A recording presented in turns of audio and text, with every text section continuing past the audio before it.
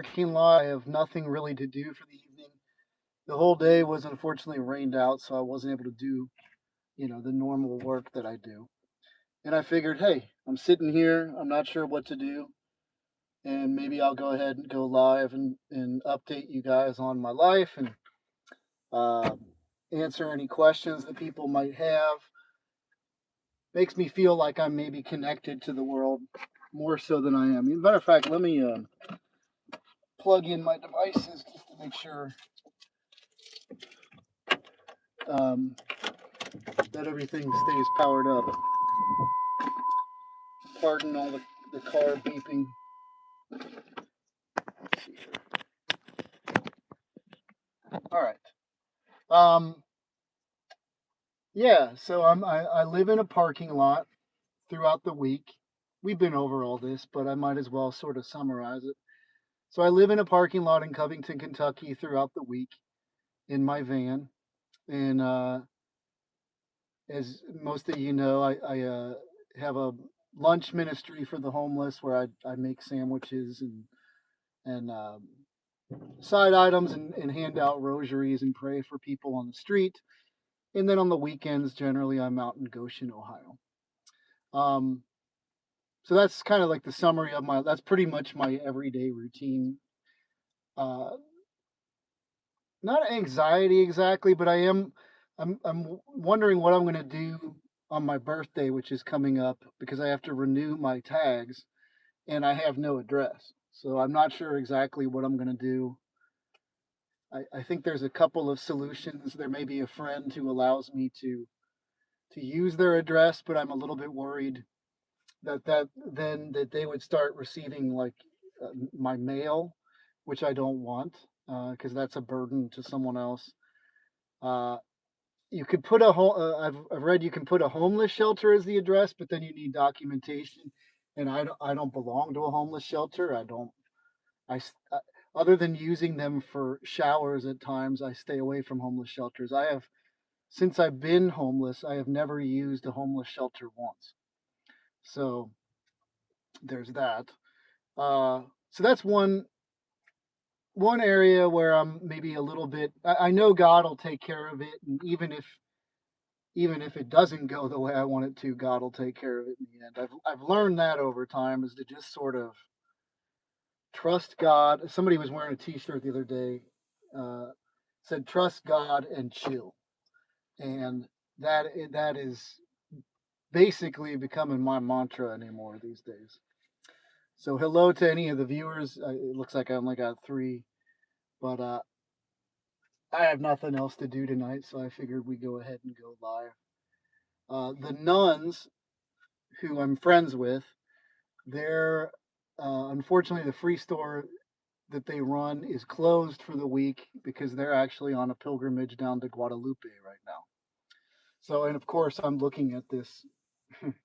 I've had it in some pictures and thumbnails and stuff, but I get to look at um, Our Lady of Guadalupe sitting right in front of me. And then on the building back here, there is a mural of Jesus and the Divine Mercy. So I'm surrounded by basically the Catholic Church. I've often said too, and I don't mean to I don't want to put them out there so much because I don't want to cause any trouble for me living in their parking lot with their permission and you know but they are a very big reason. The nuns are a very big reason why sometimes when I've thought to myself, why am I Catholic still? In addition to obviously the sacraments and everything's very important to me.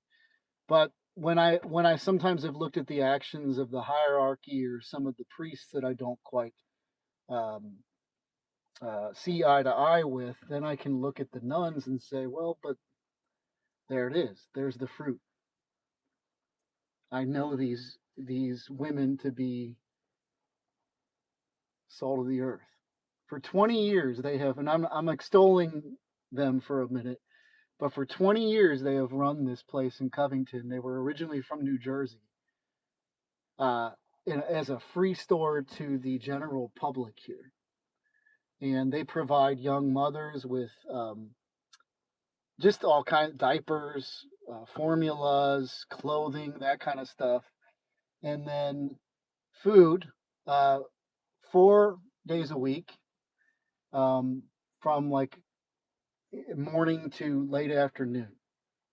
And you can go in here any day of the week. They don't say, "Well, you've come more than once this week." Every day you can come in and get 3 to 4 bags of food.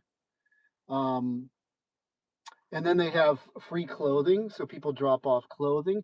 They have furniture that they keep in the warehouse for people that need that attached to the place. Again, this is a place that's called Rose Garden Home Mission here in Covington. Attached to it next door is a free medical clinic. So they provide free primary care, medicine to people. And they also even have a dentist that comes and will do dental work for people over there. I asked the other day because I may need to get a new prescription. I said, "Do you guys do eye exams?" And they said, "Well, what we do is we get you a voucher to go to Walmart to get your eyes tested, and I think that they pay for the actual eyeglasses too." So I mean, talk about a win-win. Now, the sad thing is the powers that be, I could see them wanting to. In matter of fact, I think that there has been talks of, of not wanting this here because they serve an immigrant population, frankly, in Covington. Not just that, but there is a large percentage of Latinos who use this ministry to take care of their families through. I depend upon it. Matter of fact, a lot of the sandwiches that I make, the bread that the nuns provide, that's what I use to make the sandwiches with. And then the beauty too is, let's talk about some other things too. God's opening up all kinds of doors for me lately. You know, there's a couple of there's one place that I volunteer at on the weekends, which I've done videos about. Impacting Tomorrow, I might as well throw that out there. Who I just need to finalize it. Who it sounds like they will supply me with uh, all the bologna that I need for all the sandwiches through the week. So that's awesome. And then one of the local parishes that I go to when I'm out there on the weekends has a St. Vincent de Paul food pantry. And this woman was, she pulled me in there and was like, "Oh, take this." So, like, I'm pretty sure I can get a couple of packages of turkey, a couple of packages of bologna, some side items and such. Because, eventually I'd like to streamline this thing to where the cost of the food is really negligible. Um, I've even, like the other day, God put, look, I'm just telling you kind of how the ministry works. The other day I was at St. Vincent de Paul Society thrift store and I see this big 5 gallon um, jug. It's not a Gatorade, it's an Igloo cooler. And I thought, because basically I buy a 20 or 40 pack, depending on where I'm at, Kroger or somewhere else, of bottled water for the street ministry. And I'm thinking, well, you know, I could just fill that up with water. Now the challenge is, because again, I'm homeless, the challenge is figuring out where to go to fill it up with water every day. And then I'm still going to need ice and cups, which you start to look at the math. I'm just kind of telling you like what my life is like, but you start to look at the math of like the cups and everything else, and you're like, well, by the time I buy 40 cups at some of these retailers, it's about the price of a pack of bottled water. It's kind of crazy. The cost of everything. Let's see. We got some comments here. How are you guys? Adam, are you homeless? Okay, so let's see what this person's saying here.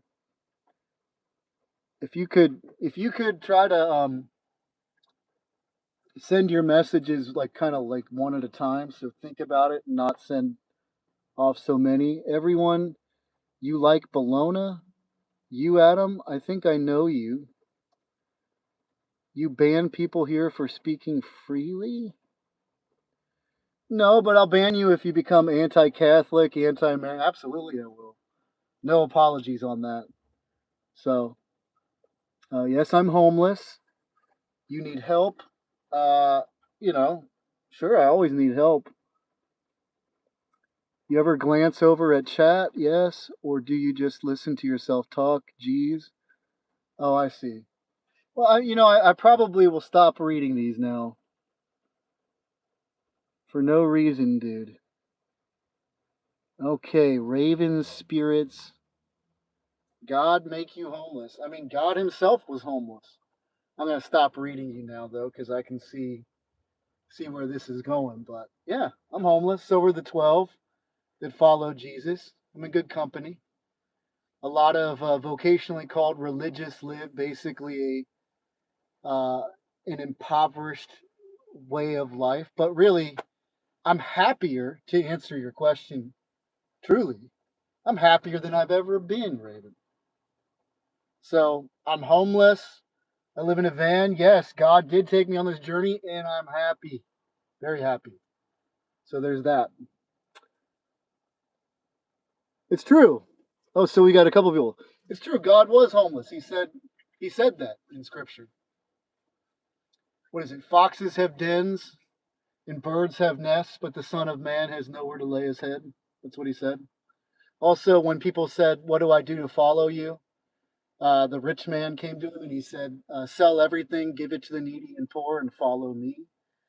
Uh, it's the same as in Luke 12:33. We're not called to live.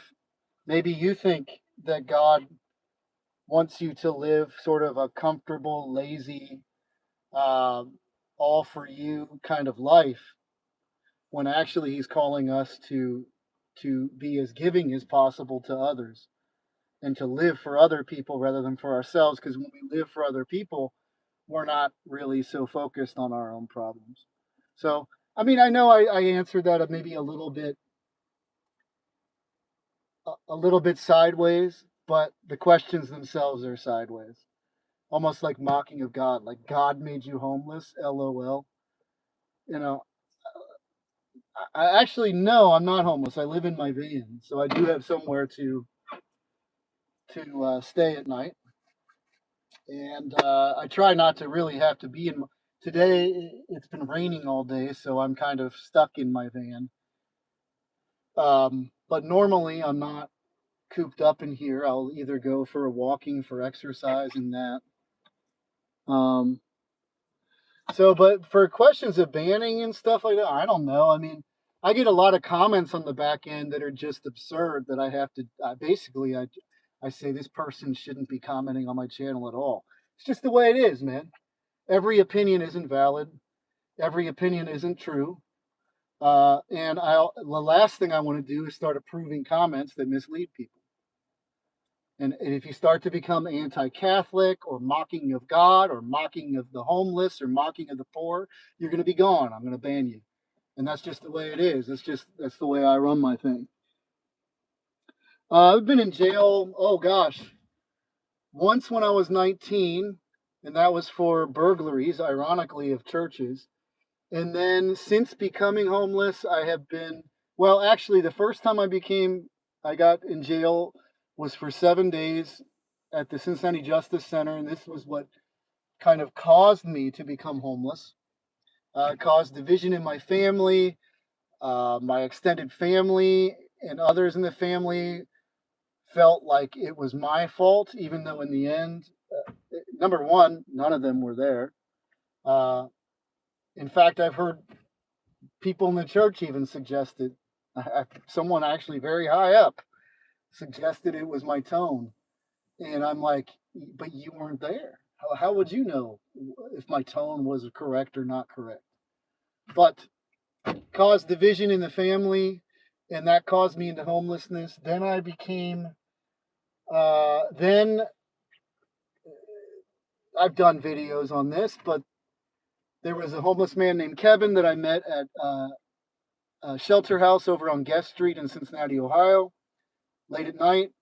He was out front. I think he needed like a blanket that night or whatever. Anyway, I came over and I prayed rosary with him, and I invited him to come over with me to the Cathedral Basilica of the Assumption, where in Covington I would set up at that time across the street every day to feed the homeless. And I said, listen, you know, if you'd like to explore your spirituality, or if you'd like to explore the Catholic Church, I'd like to introduce you to a really beautiful place where we have a relic of the Apostle Paul and all this. Anyway, long story short, we get there. Kevin goes in. Kevin and I go in. I give him a quick tour, and I say, "Listen, I'm going to go set up. I'll be back here in a little bit." I come back in.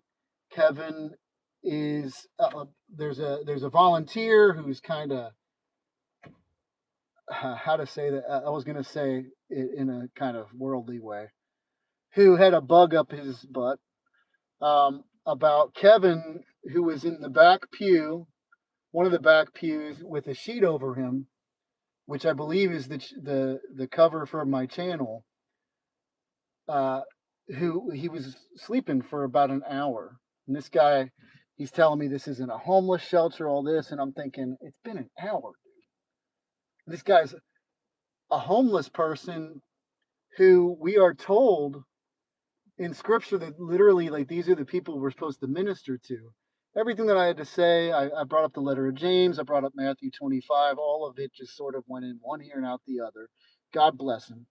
I really don't hold any animosity towards these people, because at the end of the day, God's training me and teaching me how to be even less assailable, so that when I do have to stand up for people or stand up for what's right, that I do it in such a way where, even though I didn't do anything wrong, I really didn't do anything wrong, to where it makes it almost impossible for them to attack it. But in this case, I don't know. I really, looking back on it, I'm not sure how I could have resolved this any better. I feel like God was actually just trying to expose some things and point to the hypocrisy of there being a $6 million renovation being done on the face of this church, when the interior spiritual life is lacking. So anyway, I took Kevin down to the nuns, and they gave him some bags for his belongings. And Kevin came back he came back up there. He was sleeping for a little bit in St. Mary's Park, which is attached to the Diocese of Covington. And eventually he said, I think I'd like to go back in there again. And I said, oh, great. And again, I've been over all this in other videos, but some of you may not know any of it. And I'm really not even trying to I'm just answering your question. I'm over this. I'm not over the principle of it.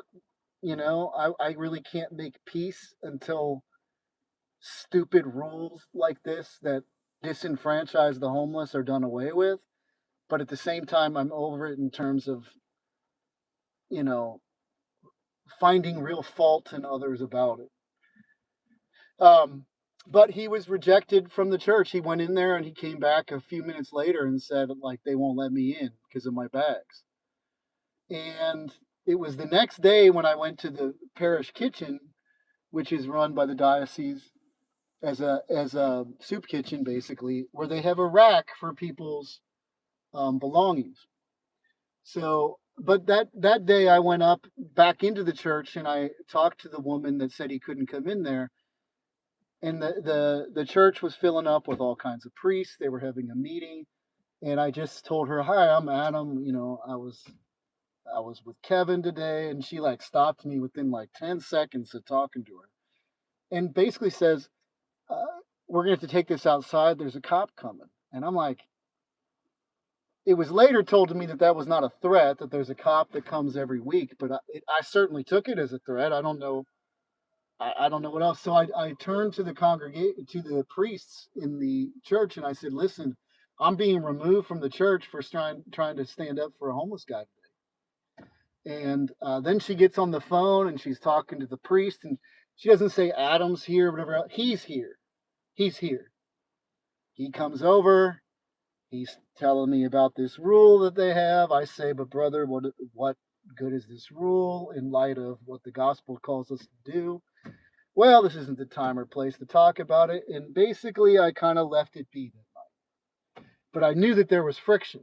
And so the next day I went in again, as I started every morning out at the Cathedral Basilica because they offered Mass and confession, and it was perfect being across from where I was serving the homeless at the time. And there was a lay Franciscan brother who I don't even know the name of him still. All I know is that I've never published it, but I have a photograph of him like a moment before he smacked my phone out of my hand uh, with this angry look on his face. But I said, listen, can I sit down and talk to you here at the desk? Sure. Okay. I asked him, there's more to this story actually, but it gets too weird. And I'd be sitting here telling you, basically, there was this homeless. Okay, let me tell you for once. There was this, because I've never told this part of the story. There was this guy in the basilica that morning. He kind of had like wandering eyes. He was a homeless guy that I would meet on the street sometimes. He literally would describe himself as like a spiritual journalist, kind of a very strange man, a very knowledgeable man.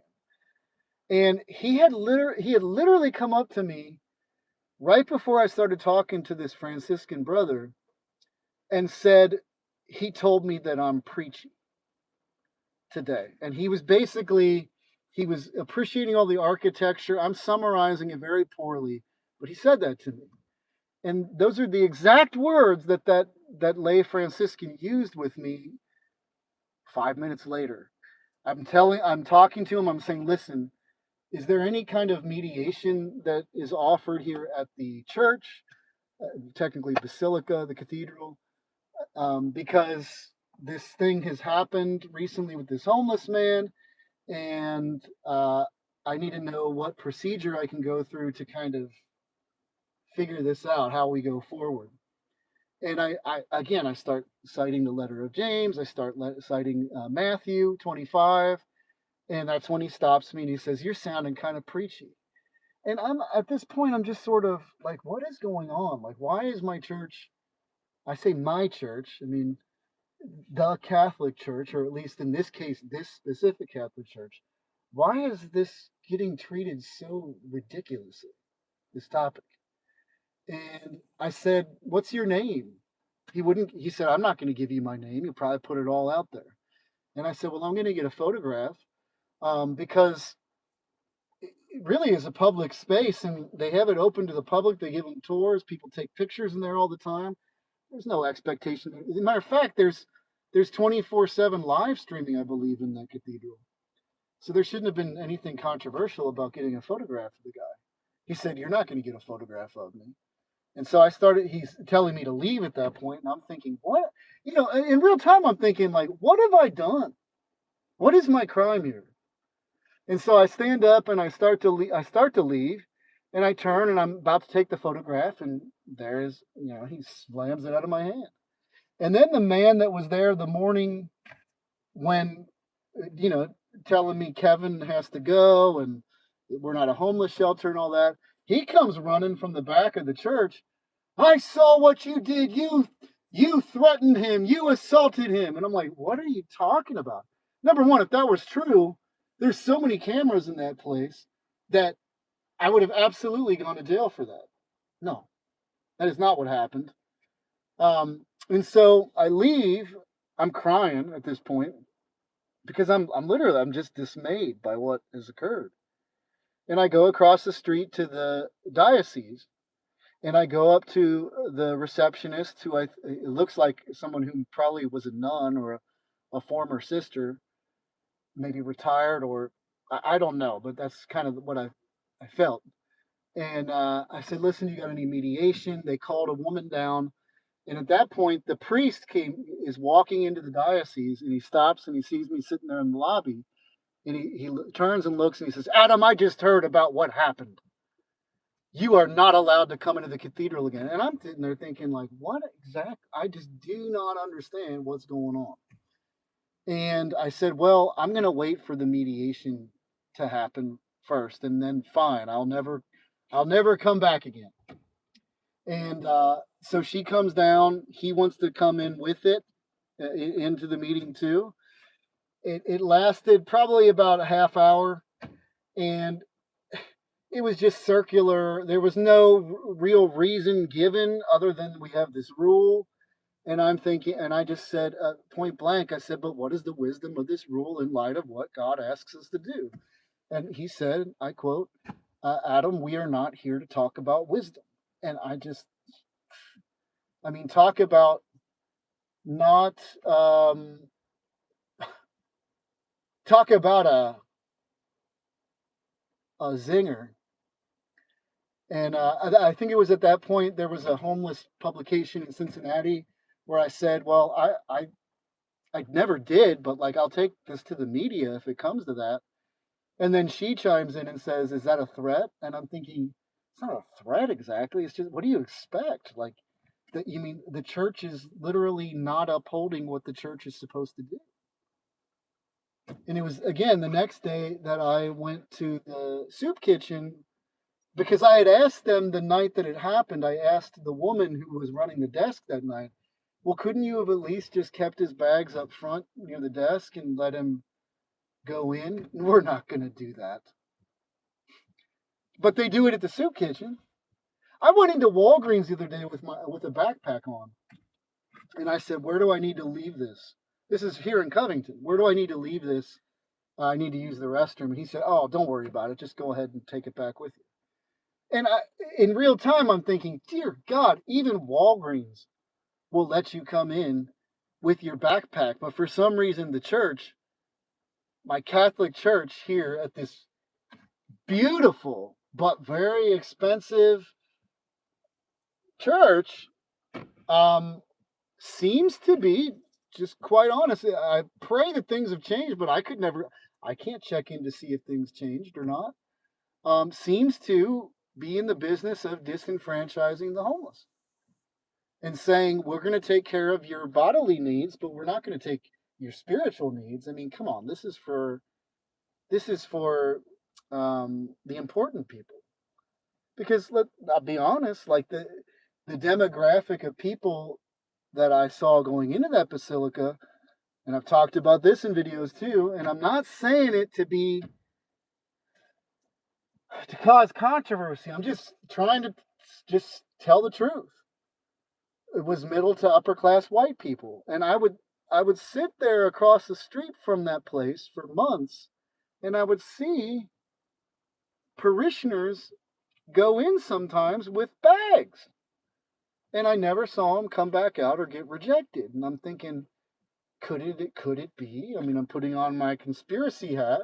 Could it be because it was Kevin? He's black and he's clearly homeless. That's why you decided to enforce that rule that day. I think that is why. There was another day. I'm kind of telling you what many videos that I put out at different times have kind of explored. But with that same priest, they were in front of the cathedral one day, and they were with a couple of guys in hard hats. The renovations, mind you, are done now. But he was with a couple of construction workers with hard hats on, and they were talking. And there was this black guy that comes walking up, and he's holding a cup in his hand, holding it out like this.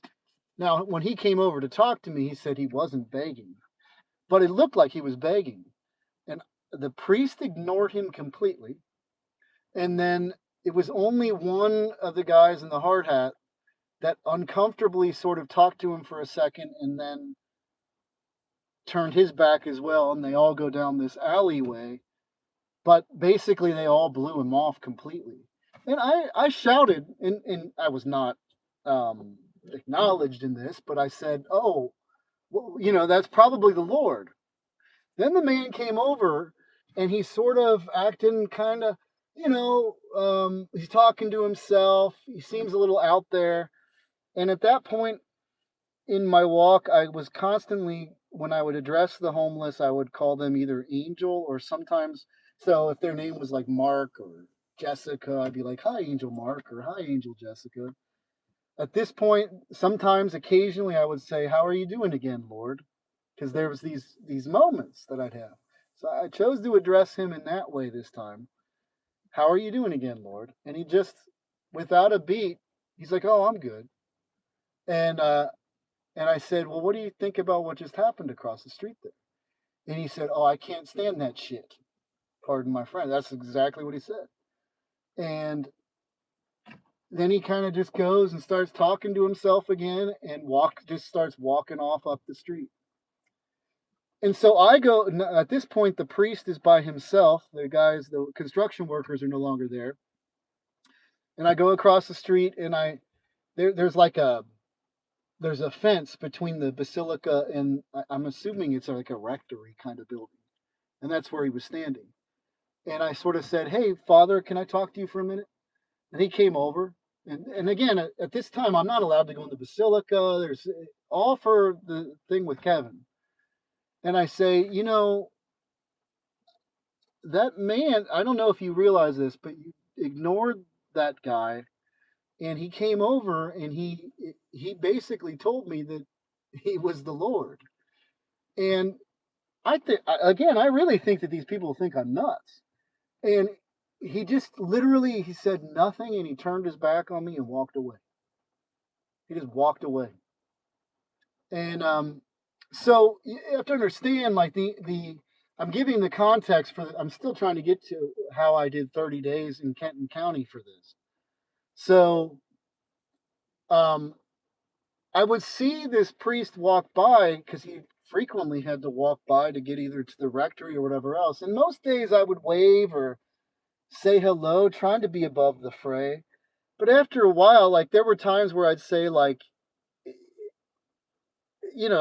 is this, am I ever going to be forgiven? And for what? What exactly would I be forgiven for anyway? Um, and one morning oh, there's a baby kitty. That's my friend, actually, my baby kitty. Sometimes they come running across the parking lot with the mouse. Um, and just this one morning, but they had called police on me another time to remove signs that I had about helping the poor that I would put on magnets and hang on the fence of St. Mary's Park that was behind me. And so 3 cops showed up one day and then the next day they sent code enforcement. "Do you have a license to give out this food and all that?" And I just said, "Dude, I'm homeless. I don't got no, like I'm homeless myself and this is what I do for people." And I said to the code enforcement guy, I was like, "Would you like to pay for my license? Because I don't have the money for it. All my money goes back right to feeding the poor again." And I don't know. It was probably like a month later after that code enforcement where I see the priest walking across the street as usual. And just that morning, you can say it's my tone. You can bring up whatever you want, but I'd had enough, and I started to rebuke him from across the street. And I just said, the Bible says that we're supposed to forgive one another 77 times, right? And yet you've never forgiven me once. And then I said, "For what, too? You're a hypocrite." Because I still feel, the letter of James says if a wealthy man comes into your church and you give him a high seat, a place of preferential treatment, and then a poor man comes in and you say, "Go and sit over there." And in this case with Kevin, it was, "You can't come in at all." Meanwhile, you could have made accommodations for that. I find that to be abhorrent. And don't tell me it's because it's a papal basilica.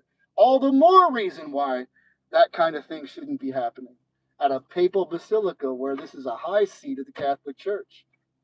And I know that there are plenty of Catholics that, if they saw this and heard this story, would say, "Adam's right." But so he got on the phone and he's calling someone, and I knew. I was like, "Oh, he's calling the cops." And this cop shows up. He comes over to my stay after talking to the priest. He comes over and he's like, "What do you got going on over here?" Now, meanwhile, I'd been here for months cops would drive by me every day. They'd wave, whatever else. But now is this a business? No, it's not a business. Sure looks like it. It sure looks like you're trying to get funds for it. It's like, dude, I live in my van. I live in my van, and every day I try to collect enough. A lot of times, not enough to get back out here and feed them the next day. And other cops show up at this point, and I'm just like, you're gonna, basically it came down to you're gonna have to go. And so I packed up, I humored it all, I packed up, and I was cited. Now, actually, what happened was he helped walk my stuff to my van. And I saw the former bishop, who I had heard a story about how he had put up a homeless family in an abandoned rectory once. And I've also seen him serving people at Parish Kitchen, an old elderly man. And I thought, maybe I've never talked to him. He's always seemed to be a man of wisdom. I'd like to tell him what's going on. And so I saw him coming out of the diocese, and he was going to his car. And I started to walk across the parking lot to try to talk to him. And that priest starts running from across the parking lot. Adam, do not talk to him. Do not talk to him. And all these cops are showing up now. And I'm like, dear God, what is going on? And I'm bawling. I'm literally bawling because I'm just like, I don't understand. I just don't even understand what I did. It's like, you deserved that rebuke, sir. You deserved that rebuke. And how dare you continue to insist that I was wrong in this when you were? Obviously, Kevin was not a gunman or a threat to the church, because this is why these rules are stupid to begin with. A gunman's not going to respect your stupid rule. A gunman's just going to walk in. So how is it not disenfranchising the homeless, like intentionally? Especially in an area like this, where there is a very large homeless population. It's designed to discriminate against them. Meanwhile, these are the very people that we should be ministering to. And instead, that is just not the case. It's just not the case, man. So what it was I forgot all about this. That's when I started to set up here near the nuns, where this priest serves on the board, actually. And we had an interesting conversation that day, which I'm not going to get too far into, but I've talked about it before. And yeah, but they let me start setting up down here, which has been a better fit, by the way.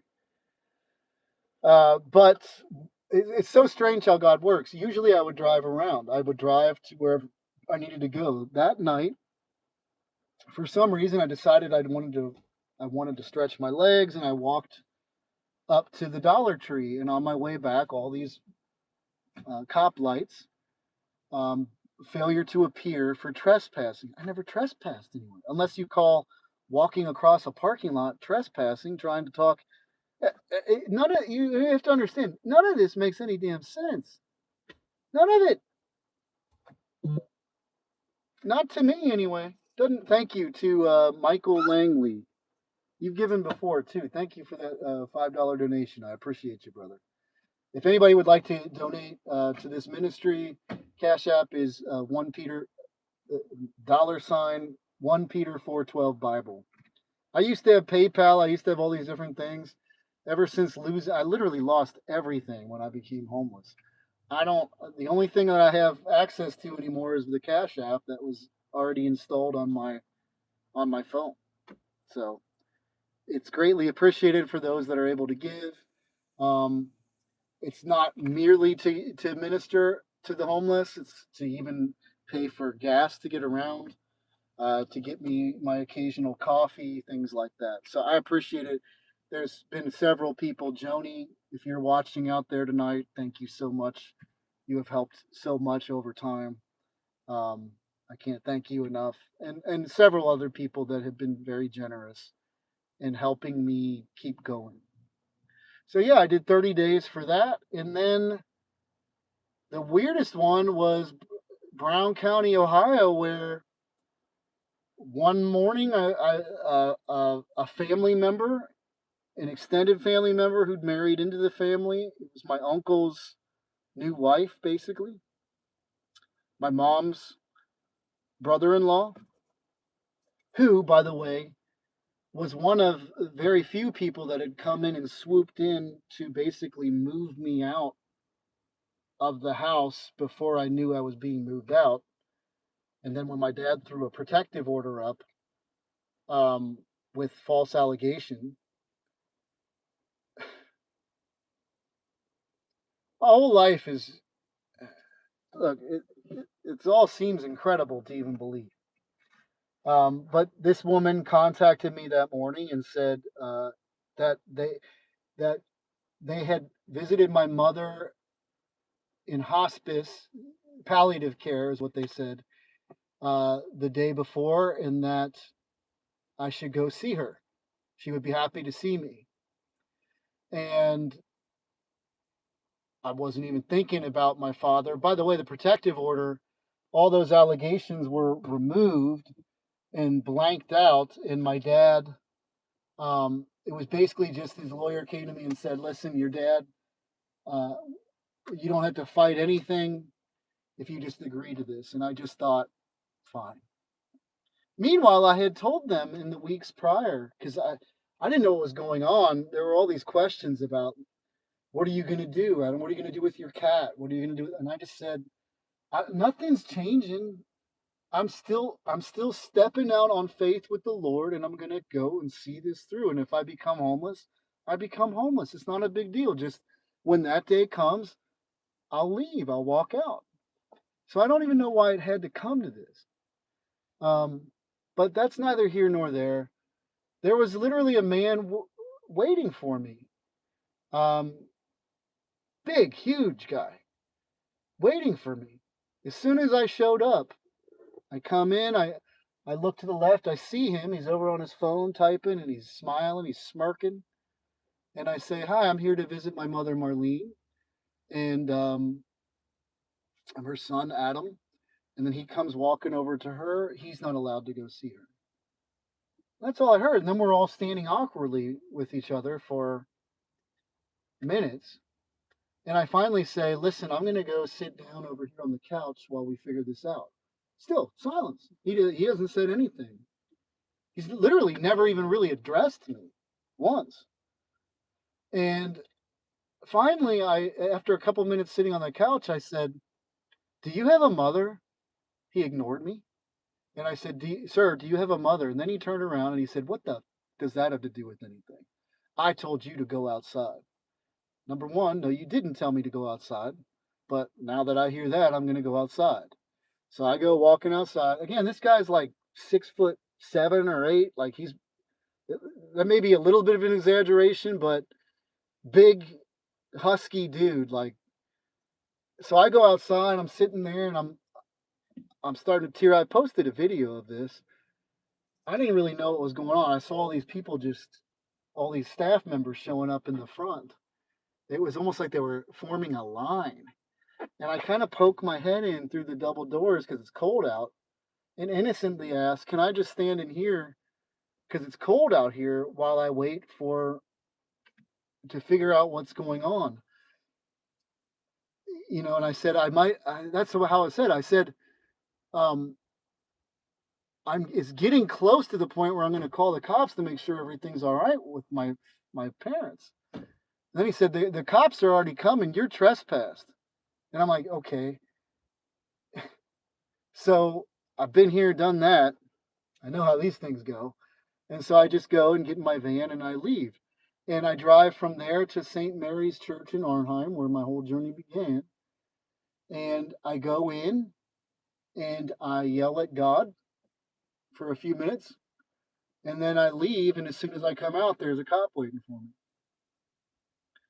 And he tells me, I don't need to tell him anything. And I just say, listen, I got nothing to hide. Here's what happened. This is literally what went down. And I got arrested for trespassing, and then I went to Brown County Jail um, for 4 months and was denied a right to trial, deemed incompetent to face trial after after 4 mental health evaluations. Over what? Not to mention that this man created all kinds of false allegations in his report, saying that I threatened him, that I had threatened staff. I never threatened, brother, I never threatened you. I've certainly have never, he even said in there that I had done it previously. It's like, I've never even been here, let alone even communicated with you all. This is the first time I've ever even been to this place. They were protecting him. Like they didn't want this to have to go anywhere. And they thought, Adam has nobody. Thankfully, God has provisioned some people in my life where I do have some people. But they thought, Adam's got nobody. We can do whatever we want to. We can railroad him. And so I'd never, it was over 3 months before I ever even got to ask my public defender the question as to what the hell, like, that's when I learned that it was she who recommended that I be deemed incompetent to face trial. And then, because I kept wondering, I'm like, why have I not consulted with an attorney, and why do I keep getting interviewed by all these mental health people? It didn't make any sense. And it came down to I was deemed, what was the term this video forensic psychologist used? I think it's something like rational delusion.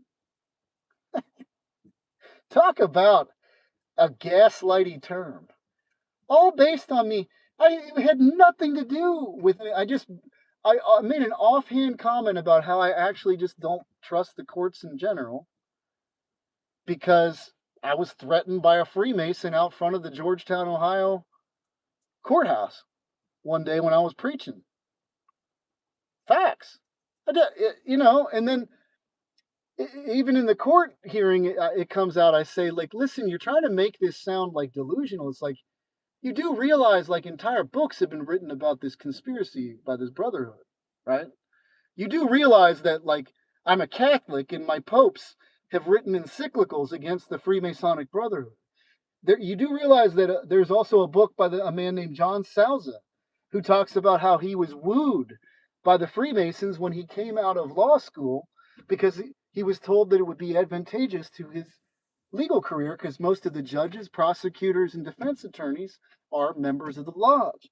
And so, how is this delusional to just say, why am I not allowed to just not trust that system? How does that deem a person incompetent to face trial? It doesn't make any damn sense. Let alone, what does that have to do with me getting to have my day in court to face these people that have, this one man actually, who alleges things that never happened? What were see, it was so vague in the allegations too. It's like, if I threatened other people, they would have names, right? No, just other staff. What are their names? This would be very easy to corroborate. Instead, I was denied. Matter of fact, I'm pretty sure even that was illegal because you're supposed to, within 90 days, be afforded a speedy trial. And it was only after the 90-day mark that I learned that it was my own defense attorney that was recommending that I be deemed incompetent to face trial. It was literally 3.5 months in where I finally got to ask the judge for the first time, because my own attorney never told me, what am I even facing in this? I don't even know what the time. I've heard other inmates tell me what they think, and they were right, but like I've not officially heard it from the mouth of anyone. Not to mention the amount of demonic stuff that happened. But I ended up doing 4 months for literally walking into the facility where my mom is in hospice seeing if I could visit her. That was my crime. You have to. So I'm looking at it all, and I'm like, what have I done this whole time? Nothing. My conscience is 100% clean on these things. If I did something wrong in them, I'd feel guilty for it. I haven't done nothing wrong in any of these situations. In fact, something was so crooked out there in Brown County. Somebody's got to look into that place, man. That was too. I mean, you've all heard the stereotypes of public defenders that work for the state, but I saw especially the third to last hearing that I had, where literally it seemed like all three of them were working in concert with me to screw me. Because they all said that my mother was on the protective order, and then they revised that. It was that my last time that I went to go appear, they admitted that she was not on it. Is not even bringing up the fact that at the last court hearing, they all in conjunction said that my mother was on the protective order, and then they all had to say, which means that they were intentionally looking at the original protective order with false allegations. Literally, my father had typed up, not typed, but he wrote out very neatly, literally all kinds of things from the time I was 3 years old. And this was all neatly written. And then at the very top, it said, Adam threatened to put a knife through my heart. And he put a date on it, which was like a couple of weeks prior. Meanwhile, in that entire history, there's not a single history of threats, violence, anything like that against them. But for some reason, and it's in a different pen, clearly written at a different time, these are just facts. Oh, let me tell you the other weirdness of that. So the day that I went in and they cleared off all the protective order stuff, I went out, I left the courthouse. That's basically when I started preaching at the courthouse. That was the first day. And I walked across the street and I started preaching, and this guy pulls up in a truck and he says, "Hey, don't I know?" You know how this stuff goes, guys. Those of you guys that have been through this. "Hey, aren't you that? Don't I know you from somewhere?" I said, "No, I don't think so." He said, "Yeah, you're that. We were in jail together. You stabbed your dad through the neck."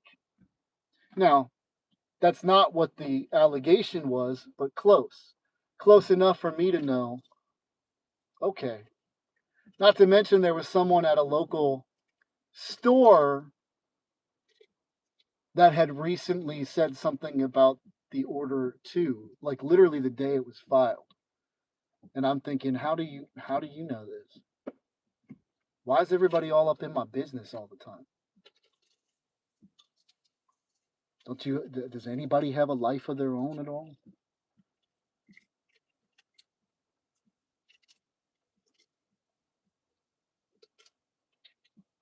This whole thing, I pray to God that it get exposed, because it's it's designed to make someone sound irrational when they start to explain to people.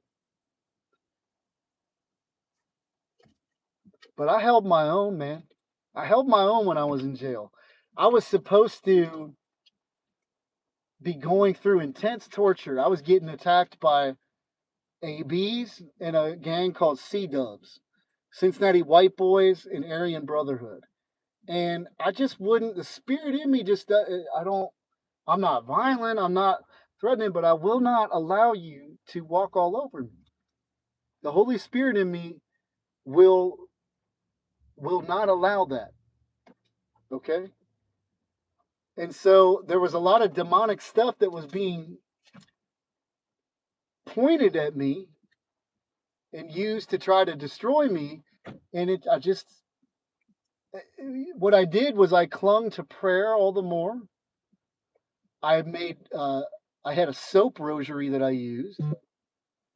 And Michael, thank you again. I had a soap rosary that I created, and I've created those for other inmates. And that got me through. That and the fact that finally a Baptist um, brother who would come in every Sunday to talk to people about Christ brought me in a Catholic Bible, a New American Bible, um, which was a great day for me because all that was available were KJVs, which is just not a complete Bible. And so reading, especially Proverbs, the Psalms, Proverbs, wisdom, and the wisdom of Ben Sirah, most especially that latter one, really got me through that time. There would be times where I'm sitting there getting just some of the most demonic stuff said to me by some of these guys across the way or down the hall somewhere in their cell, to the point where guards were noticing it. There was a Officer Fowl. He saw it. He finally acknowledged it to me one day. He was like, "I see what they do."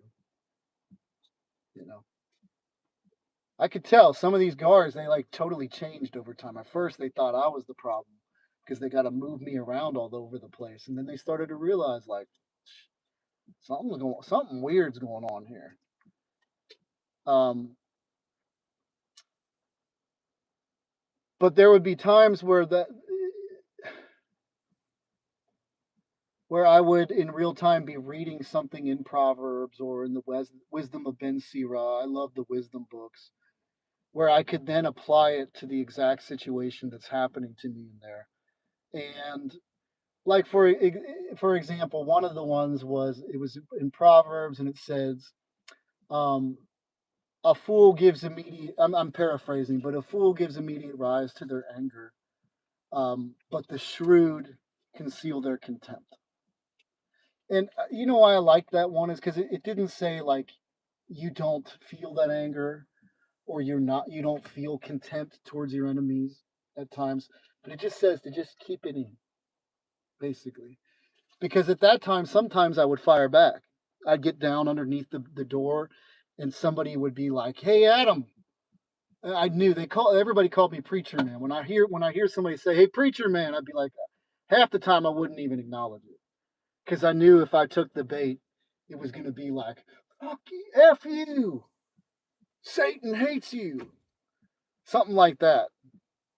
But eventually, it got to the point where and if I did acknowledge them, "Hey, preacher man," I'd be like, "Hey, what's going on?" And they'd say something, and I'd just not give them any reaction.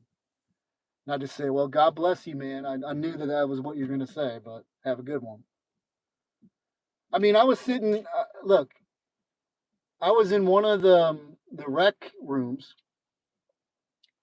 at this point in basically segregation. They'd moved me all around the facility at this point, and I'm sitting there in the rec room, and there's this guy named Honky with all tattoos all up on his face, tats up and down his body, and he's shouting, "Hey, preacher man, I love Satan."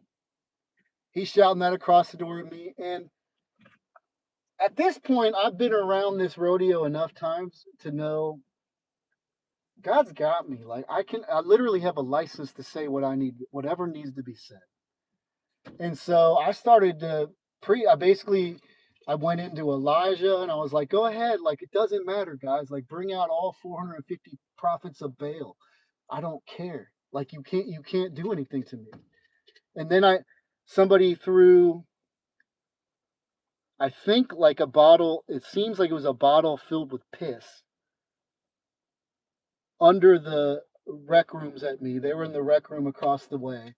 Then another guy, that guy was AB, by the way. Another AB comes up to the window across from me and presses his penis against the glass. And then another guy's in the background, and I don't even want to do it, but he basically did the devil horns to the mouth and flicking his tongue at me. And I'm sitting there like, dear God. It's spiritual. I mean, it's spiritual, but the worst one was the C Dub guy that had when I was in one of the pods, he had done an inverted cross over my bed, 666, the devil, and he actually assaulted another guy later in one of the other pods. It was like they were really doing everything they could. When I say they, who else do I lay it at the hands of? Obviously, obviously the powers that be were being used for ill in this. And if my case were ever reviewed for how they deemed me incompetent to face trial and all that, it wouldn't hold up. It would only hold up in another corrupt court. Very clearly, something real south and sideways was going on in my case. But finally, after getting some friends involved, after 4 months of being in there, I was just, again, released, all charges dropped. All charges dropped with the threat, because I see it as a threat. Adam, if you should ever be convicted of a felony in the future, the state has the right to deem you in, you will be instantly institutionalized. Me. Meanwhile, I had a cellmate nicknamed Shooter who would pace back and forth in the cell talking to himself all night long, shanking at imagined foes in the air, reliving some sort of trauma from years ago. He'd punch the walls. I was told by other inmates, and I would hear the punching over my bed. Like he was like punching at things as I'm sleeping with my back turned to him. I'm telling you, God trained me through a lot of trials because I knew, I was like, listen, I can't do nothing to change any of this, but God, I knew He had me. And so I didn't fear shoot. I didn't fear, but I'm like, this man wasn't, I'm deemed incompetent to face trial. This man, you never even asked the question.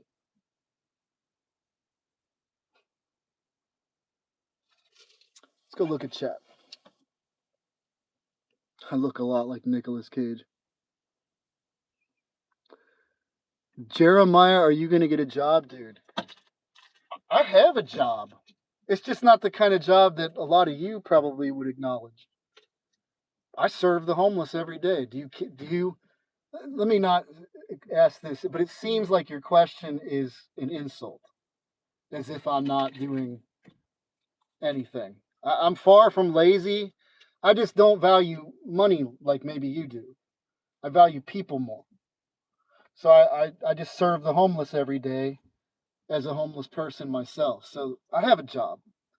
It's just not the kind of job that this world wants you to conform to say, you know, be a slave to a job that means nothing, to where you just do it all for you, basically. Well, you don't sound irrational. I don't look like Nicolas Cage.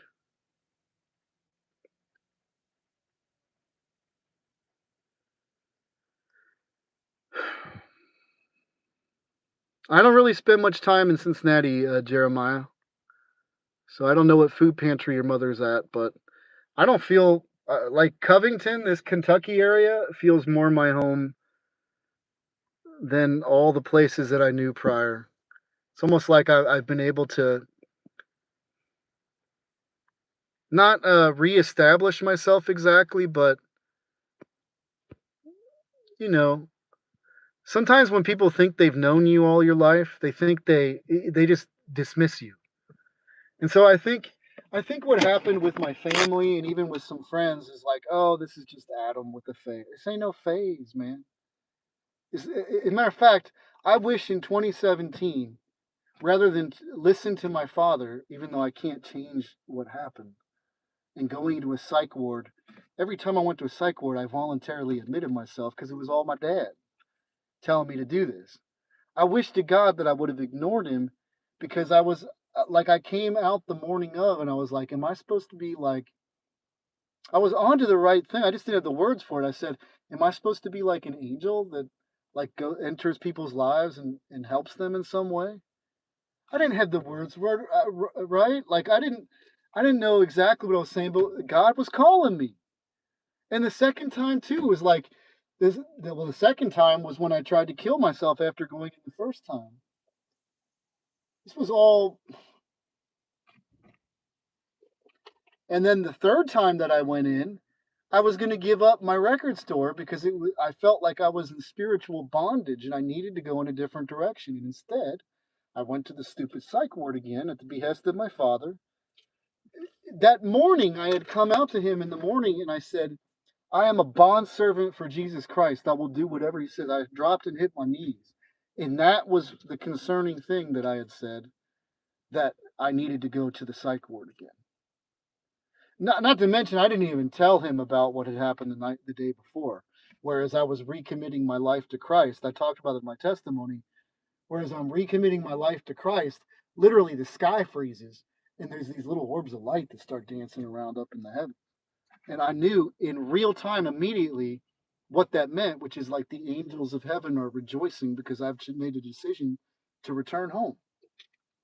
And instead, I went to the psych ward again. So when it came to that fourth time, where my dad basically was saying he wants me to go to the psych ward again because I was about to give up my business. And I was telling him like that activity that started happening in 2017 where there's these unclean spirits, it's starting up again. Adam, I just couldn't do it. I couldn't do what he was saying.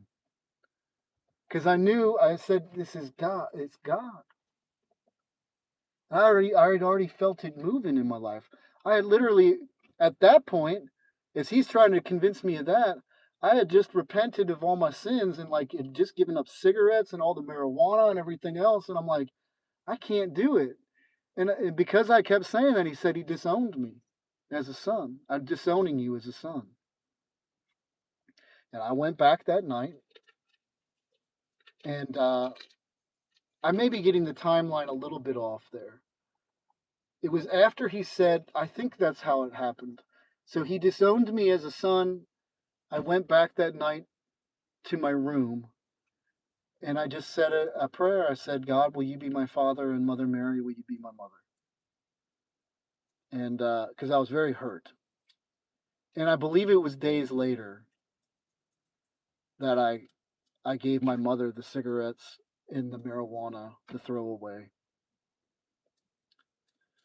But regardless, I knew that I couldn't. I knew that I had to do what I did, which was when I went to Cedar Creek Flea Market that next weekend, because the gang stalking, for lack of a better term, was happening again. When I went there that next weekend, I gave away everything. Meanwhile, I had just struck an agreement with, now they're belly up now, but I had just struck an agreement with the flea market and my business partner at the time to take over all of aisle 4 with the furniture business. Again, I've talked about this in videos. I think that God was redirecting me at that point. It was like that might work actually, because we had piloted a couple of booths where we were testing the furniture and it was doing pretty well. And so the math was right. I mean, if we had the whole aisle, I had a pretty good eye for furniture and stuff, it would have done well. And I think that would have been, well, that would be further delaying what God was calling me to do, which is this. My life is so much better today than it was. So I have a job, man. Matter of fact, I don't think anybody, for what I'm able to accomplish with the resources that I have, is kind of incredible, actually. So, you can, it doesn't hurt me any, really. It just says a lot about you when you want to be disrespectful or try to make it sound like I'm some kind of freeloader or I'm not doing what I'm supposed to do. You know you're full of it, and I know you're full of it. You're just trying to talk me down from what I'm doing, which is wrecking the kingdom of darkness. Hey, you can do you can say all the spiritual warfare prayers you want to say, and all that's fine and good. I love the St. Michael prayer. I love the St. Benedict Medal prayer. But if you really want to wreck the devil over and over again, serve the homeless, serve the poor, serve the very people that the devil says they don't matter. Screw them. And stop thinking so much for yourself too. God has amazingly, even in jail, even out here on the streets, I've never once gone hungry. I've never once gone without what I needed. In fact, some days the blessings are amazing. In jail, there were all kinds of like little these moments. Like, man, I wish we would have just started here, but I guess this is going to be a long video. Why not? But I talked about this in some of the other videos. I the guys that I told you about in the rec room, who I'm Satan. By the way, that guy apologized that night. Honky. He tried to do it again as he was in the hallway, and I said, "Well, God bless you." And he came running back, and he was like, "I'm sorry, sir," and then he goes running off. I got a lot of that weirdness when I was in there, like guys that they'd be participating, but then they didn't want to participate. It was very bizarre. Um, but all of those guys actually blessed me towards the end of my stay because I started to put into practice the way God always operates in my life is like it's almost like a premonition. So if I pay attention, I notice that people are foreshadowing what's about to happen or what my approach should be. So there was this one guy named Cody in one of the other pods that started to bless me. He wasn't really on the path with the Lord quite.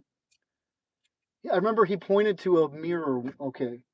He pointed to a mirror one day and the mirror had like, you had to look real hard, but these pencil wings on both sides. And he wrote above it, he said, those are angel wings. And then he wrote above it, he said, you got to be the angel you want to see. And then later he said, he starts blessing me. So he would order me um, like Hormel pepperoni, a couple of packs of them. Now, meanwhile, I got commissary, but it's kind of a generous, it's kind of a generous thing to get gifted to you while you're in jail. And he would do this consistently week after week. He'd buy me packs of cheese too. And he basically just said, bless your enemies. And yeah, I know that. And yes, I've lived that at times. But I tell you, the spiritual attacks were so hardcore that it was hard to do that at the time that he was telling me. You know, I felt like I was in defense mode. I remember there was a night, we're just really riffing here now. On the pod that I was on with Cody, which was B pod in the back, there was another guy named Keith. And Keith, oh God, to unpack my testimony, I thought it was long when I gave it in 2017. I don't even know how to share everything with you. But Keith was basically, so I had just left the pod where this C dub by the name of Zachary had written all that demonic stuff above my bed. And basically, when I realized that he had done that, I sat in my room brewing. It was an open pod where our doors were open. And so our doors were open and you could go out and watch TV whenever you wanted. It was a more relaxed pod, which was odd because some of the guys that were in it seemed to be getting treated very well, Zach included. Almost like they're being treated very well by the guards, but meanwhile they're very poorly behaved kind of guys. And so I sat there and I stewed about it for a day or two. And then I came out one day and I just said, that's a hate crime, right? And I would wish that whoever did it, and I knew who did it, but I was just humoring. I said, I wish whoever did it would just say it so we could talk about it. And my cellmate at the time he grabbed some clippers because they would hide the clippers on the back side of the main door that would open and close. Again, it was a more relaxed pod. And I think the guards knew that we had them. There was like 3 or 4 clippers in there. But he grabbed them and he went back to the room and started scraping it all off. Now, it wasn't my cellmate that did that. I knew it wasn't. But he was scared that he would get pegged with it. And so he's doing all that. And I said to another C-dub, C-dubs are, I don't care what I say. I mean, they're almost like Aryan Brotherhood rejects.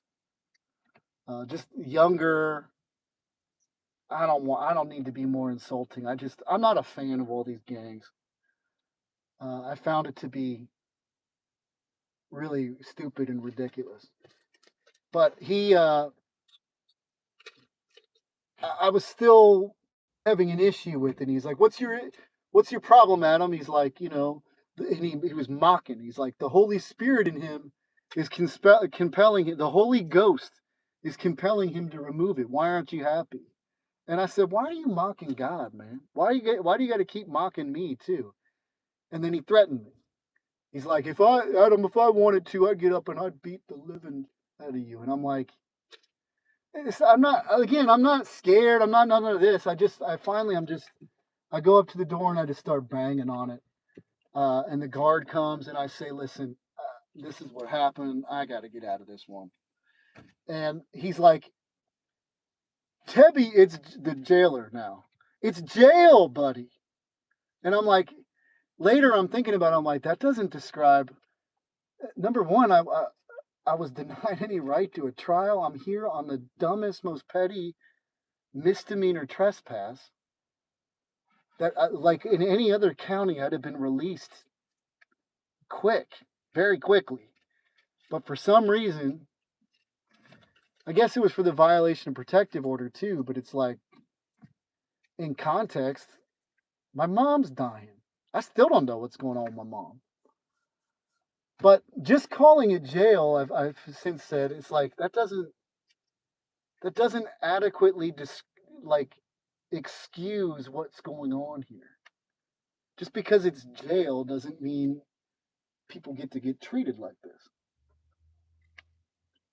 And so finally he humors it like, again, like I'm the problem. And it's like, dude, yeah, I am the problem because like the Holy Spirit in me keeps evoking this in others everywhere I go in this place. And so they moved me back to that back pod where there's this guy Keith that I meet. Now to get back to what we're talking about. Short guy with one leg, a one-legged man. And he comes into my cell my first day. He asks me what's going on. I told him what had happened in the last pod, and he said, "Oh, well, that won't happen here." And about a week later, there was another. This was a young punk. I don't know how else to describe it. He was like a young punk by the name of Jacob, who would. The only two times he ever crashed out at night when it was when I had late at night Mother Angelica praying the Rosary on EWTN. Because again, open pod. This was late at night. I was respectful of these guys. I'd let them do whatever they want the whole day. I'd watch whatever, and then I'd wait till late at night to either watch mass or something like that. He wakes up that night. He's like, "Dude, why is it so loud?" And blah blah blah. Meanwhile, this kid would stay up all night long, 3, 4 in the morning, watching car explosion movies, all kinds of stuff. Couldn't care less about other people trying. And then he'd be screaming at dudes down the way under the door, just disrespectful, fake gangster, and just always talking crap. 19 years old, 19 or 20, something like that. And I would humor it. I'd have to just sort of suppress it. That proverb continued to kind of reverberate for me. And then the next time was what culminated was, he was actually, Jacob was my cellmate. And one day I woke up and there was 666s all over the cell. And he had also written them all throughout the outside in the rec room too. And I go and I have a problem with it at first. And then that Keith, who said, "That won't happen here," he goes in to check and he's looking, he's like, "It's just a number, Adam. Deal with it." So why am I telling this? Because it was that night, spiritually, I was supposed to react the way I always did. Kind of like I did the time before. And instead, I start to like kind of quietly pace back and forth in the main rec room, and I just don't take the bait. And I'm saying to myself in real time too. I'm like, it is just a number. It is just a number.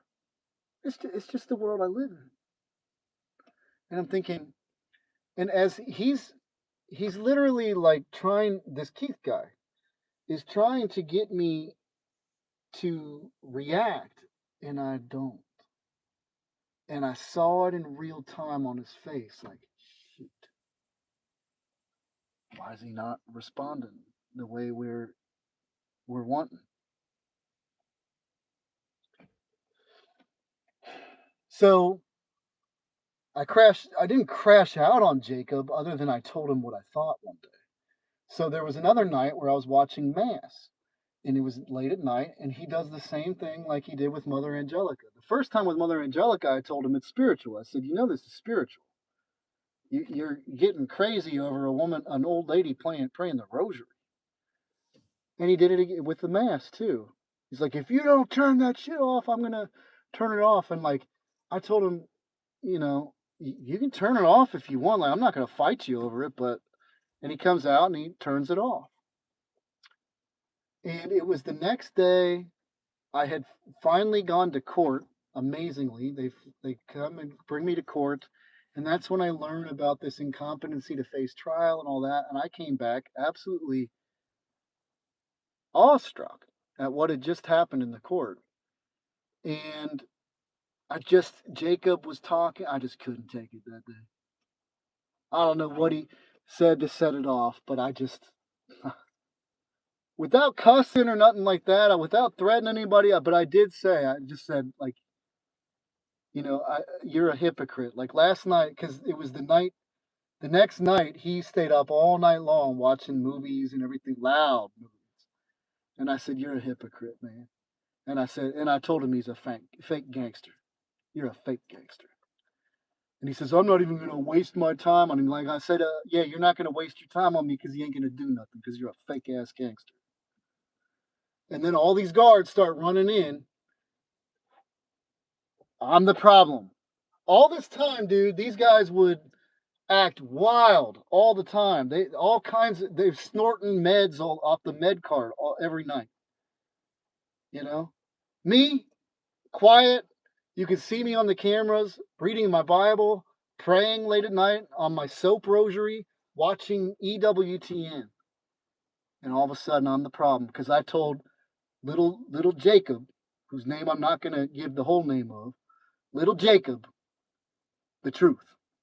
Something the guard should have done the entire time if somebody had any sense to them, instead of treating these little punks like royalty while they're in there. That's the truth. And so then they moved me around again. And that's when I went to the other pod, back full circle to the one that I was at, where the guy said, I'm Satan. The other guy pressed his penis against the glass. At that point, so that's the context. Like at that point, I was done playing these games with these guys. I mean, there was another young man named Nate who, when I first came in there, Nate and Sean, was it Sean? I think it was Sean. I haven't heard from Sean. But I made them all rosaries, soap rosaries, and we started to pray rosary every day. This story, I'm not even sure how to unpack it for you.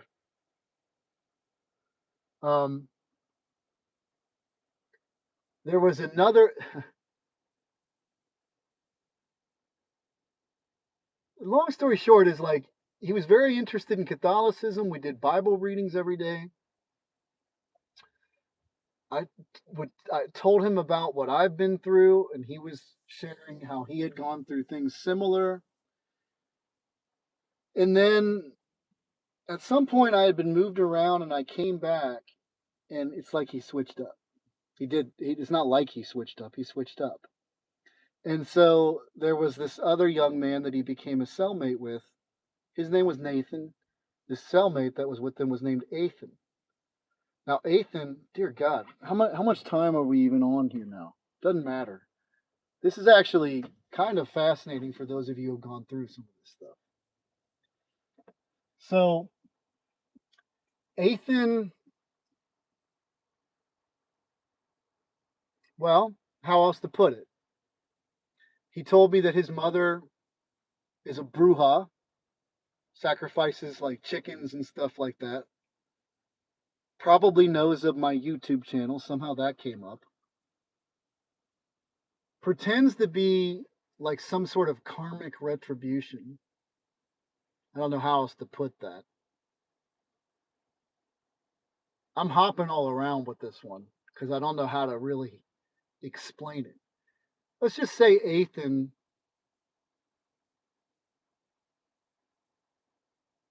was kind of like the devil taking the seed that had just been planted in Nathan and just removing it from the soil before it could take root. That's the best way to describe it. And I remember the first time I met them, I had noticed that Nathan was praying rosary not much at all since I had gotten back and was not very enthusiastic about it. But I got him and Ethan to do it together. And after I had heard that his mother was a bruja, I said, before we prayed the rosary, I basically rebuked the spirit of witchcraft and that any kind of curses be broken in his life. His nose bled during that rosary. I got him to pray the rosary. That was the last time Ethan ever prayed the rosary, and that was the last time Nathan ever prayed the rosary with me. And it wound up to the point where Nathan and Ethan both in conjunction threatened me in the rec room one day. I mean, they just both basically, what it was though is that I wouldn't respond. You know, Nathan's yelling at me basically because of my stance on abortion. Well, what about in the case of this or the case of that? I said, I'm sorry, I'm Catholic. I'm radically against abortion. So in all cases, I believe in the right to life. And they just nobody in they thought I was like the most evil person in the world for having this stance. And I said, look, I'm consistent. That's just you know, you could come up with a million reasons why it's okay to do that, but it's just not all right. And and then I left. I basically had written on a piece of paper for Nathan one night. I think it was like 10 points on how the devil comes with Bible quotes. Just basically saying, you know, Paul's warning about false apostles, and I said he comes as a man. Blah blah blah. I didn't say it was Ethan, his new cellmate, but I was implying that. And so Nathan this day just all of a sudden starts blowing up on me, saying I'm the devil, and is all up in my face. And then Ethan comes running over. Um, you shut the f up, you. And they're both standing right in front of me, and I just kind of hand. Now look, I'm not trying to be like Mr. Brave or whatever, but like honestly, like I've had to face down a lot of stuff. And like, so I just held out my hand at them both, and I was showing them I was cool as a cucumber, and I was just like, and and then Ethan holds out his hand to try to convince me he is, and he's shaking, trembling. And Nathan picks up my. We have these little gray bins that we have all our belongings in. He wanted to punch me, but instead he picks up the bin and slides it across the floor. And finally, I just get up and I'm just like, I'm knocking on the door, like, not that I'm literally, not that I'm afraid of anybody here, but just, I don't want to be out here. I don't want to, I'd rather be in my cell because at that point I was in a cell by myself. I'd rather just be conserving my energy, praying. I would sing a lot of Christian songs when I was back there. I'd rather be in that energy space than in whatever the hell this is because it was just too weird. At the end of the day, it was just so jarring that I basically had to summarize it as what I everything that you go through in this is about it's a lesson for you. I mean, you can point to all kinds of things. So what did I get out of this? Okay, so I had invested a considerable amount of time in Nathan. in trying to bring him to the Lord, praying rosary with him a lot. And so I took it I took it kind of personal when he started to become um, Gnostic. Nathan introduced the Gnosticism to him. That's where he came from, his angle. And I just felt kind of betrayed. But I'm glad it all happened because I realized after that I was like, don't ever be that invested again, Adam. You know, don't ever be so invested in a person that if that seed gets taken away that you were planting, let it go. You know, you can only do so much, right?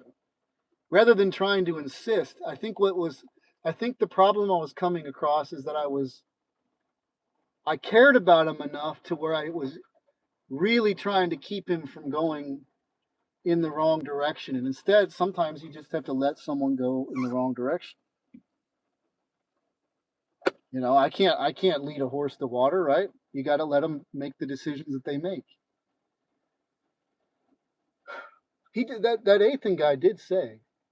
He said some things which very clearly he was playing the role of the dark one with me. And I'll leave it at that. That's between me and he. Let's see. Let's look at the chat here.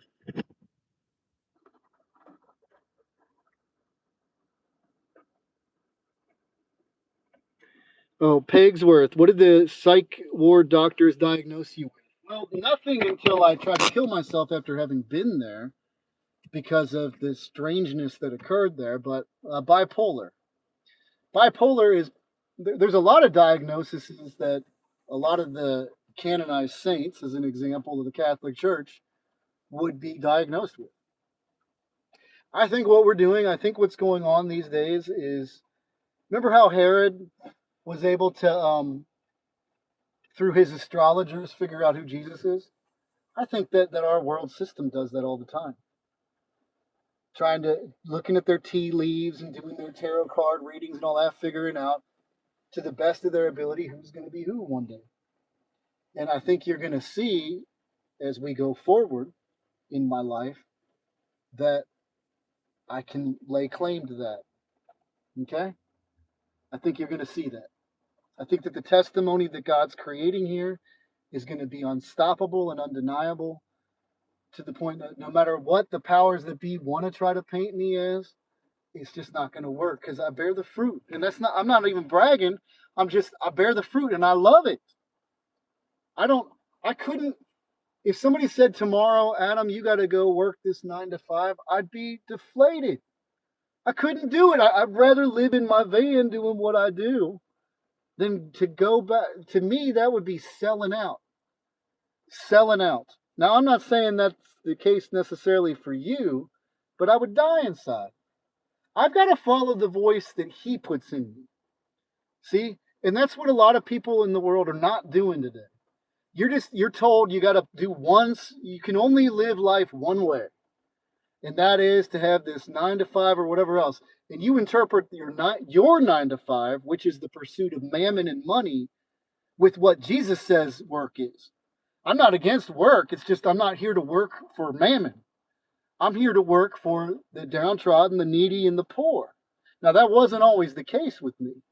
Dear God, since 2017 until finally in December of 2024, my Christianity was mostly intellectual. It was mostly just Bible reading and it was theoretical, you know. I only tapped into the heart of Christianity when you know what it was? When I didn't listen to my dad that did. Meaning the translation is when I stopped listening to others saying, do this, do that, do that. And I said, you know what? There's this little voice that just keeps saying, go. I don't even know what it's saying yet, but I know it's saying, don't go do that.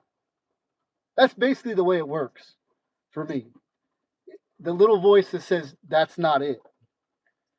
And it's just, when I stepped out for the Lord and I'm I give away that business, and then shortly after, I start praying at these Masonic lodges with my rosary, and I leave a little calling card.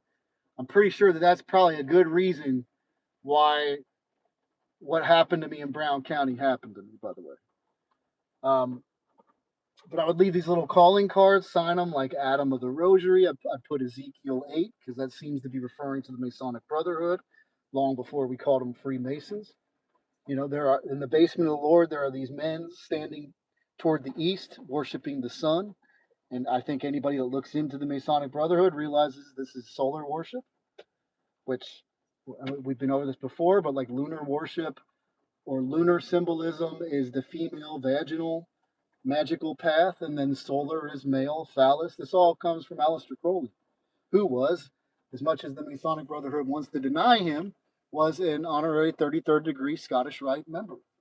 His initiation was through, I can't even remember the guy's name, Don something.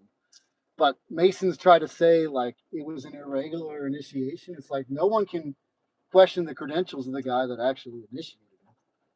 So they're basically, if you haven't noticed, Masons today too are trying to disown Albert Pike too. Like the favorite, every anti-Mason's favorite Mason. It's like, dude, Albert Pike literally outranks all of you weirdos. Like to the point where he's one of the few Masons entombed at an actual lodge. The head seat of the Washington D.C. Masonic Lodge is where Albert Pike is kept. Founder of pretty much one of the founders of the KKK, and obviously writer of Morals and Dogma.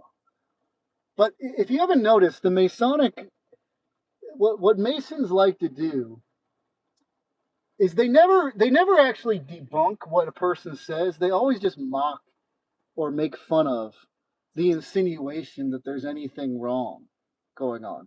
That seems to be the way they always respond to any kind of criticism. It's like rather than actually address the criticism, they're like, oh, they think it's they think we're a mafia.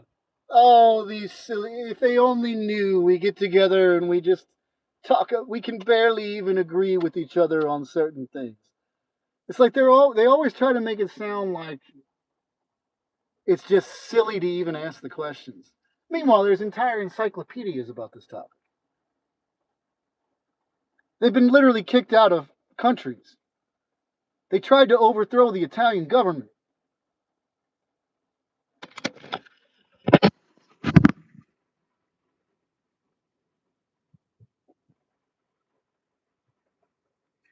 Well, thank you, Space Girl. I'm not sure.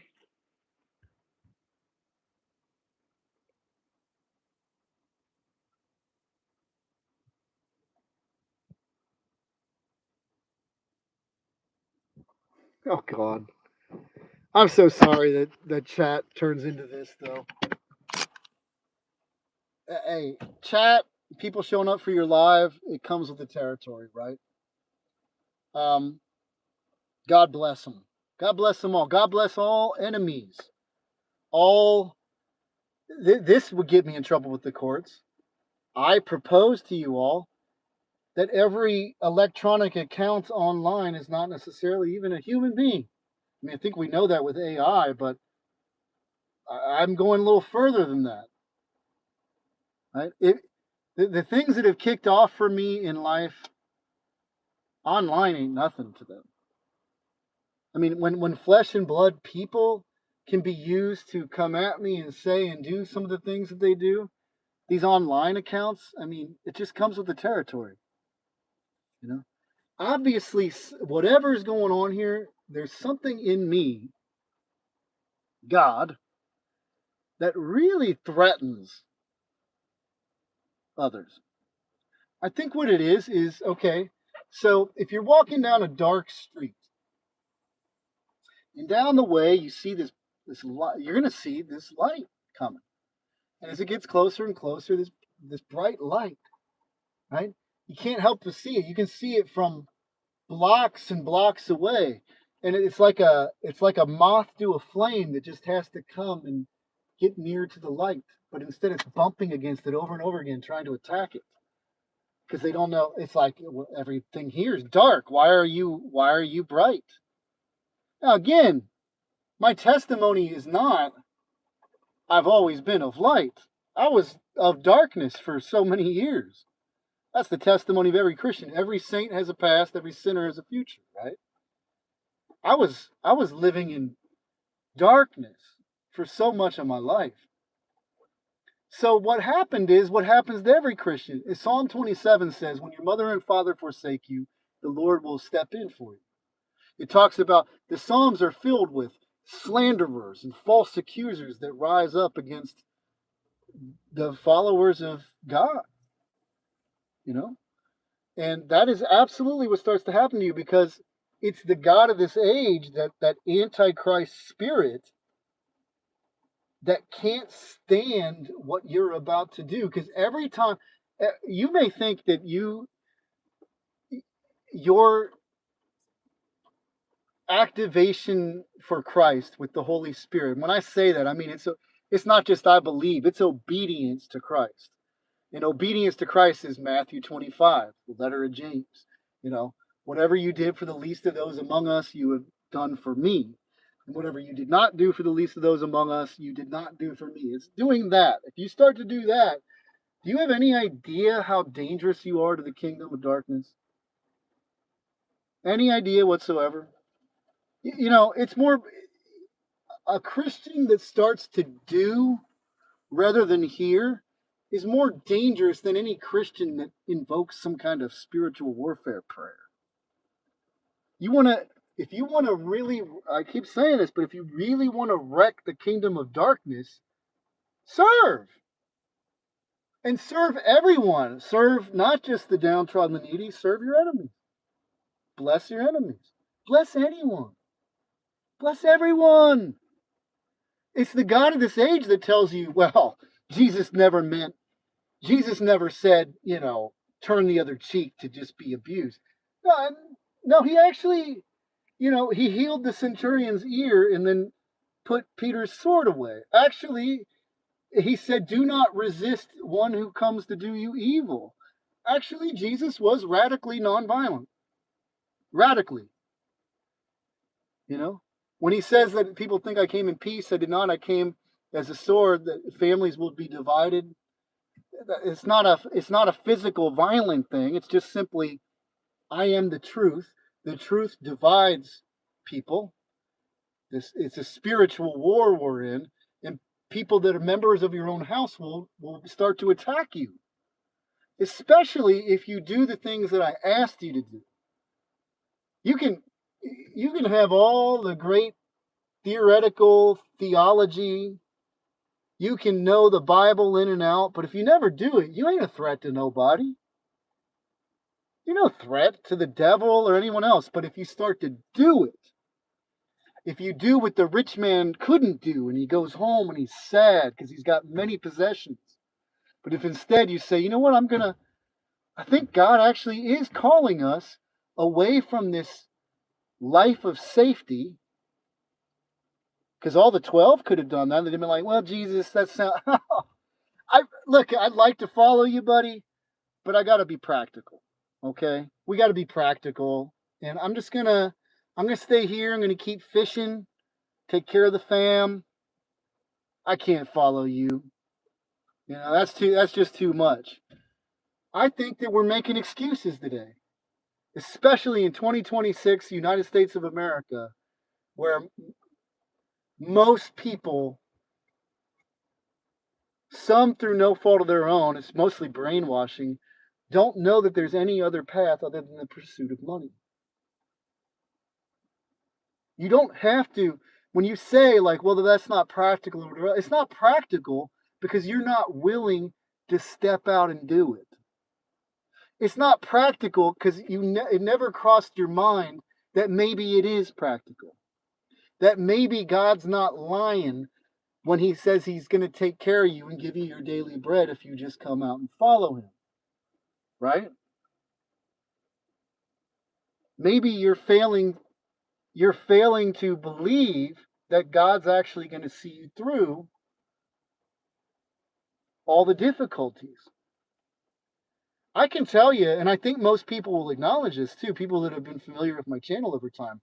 I am a radically different person than I was years ago. I'm a radically different person than I was just a year ago when this whole thing started. The journey the journey that God has taken me on through all of this, I am I think the way I could summarize it the best is that I have learned that with him I am stronger than I ever knew. You're talking about a guy who, yeah, I seemed all brave with my Illuminati exposure, but I was depressed and didn't want to even leave the house some days. Now it's just sort of like full on war with the devil. I don't care. I ain't afraid of no devil. I got the Spirit of the Lord operating in me. Why would I be scared of some devil? Afraid of you? I've literally seen the way that the Antichrist spirit is operating these days. They come in packs of punk cowards. They're all punks and cowards. If you haven't picked up on this yet, why are you afraid? At a certain point, you start to recognize that's what I did. You start to realize it's like, dude, what's the problem? What's the hiccup? Because the world that you brainwashed me to believe in, all this could be taken care of quick. Why am I still standing? Why am I still walking? I think some of them legitimately have wondered, why is he still walking? Why is he still talking? Why is he still among us? Truly, you know, it's because God has always done this for people. I used to get told by people sometimes when I bring up like the example of David as an example. Well, you're not David. Yeah, but David was David. God does these things for people. Do you believe that God? I truly believe that if you have the faith that God will see you through anything, then He most likely will, unless it's His will that you be brought home. He can protect you through anything. He can use you to topple anything. Those stories aren't just stories about something in history. These are stories of faith. I started this with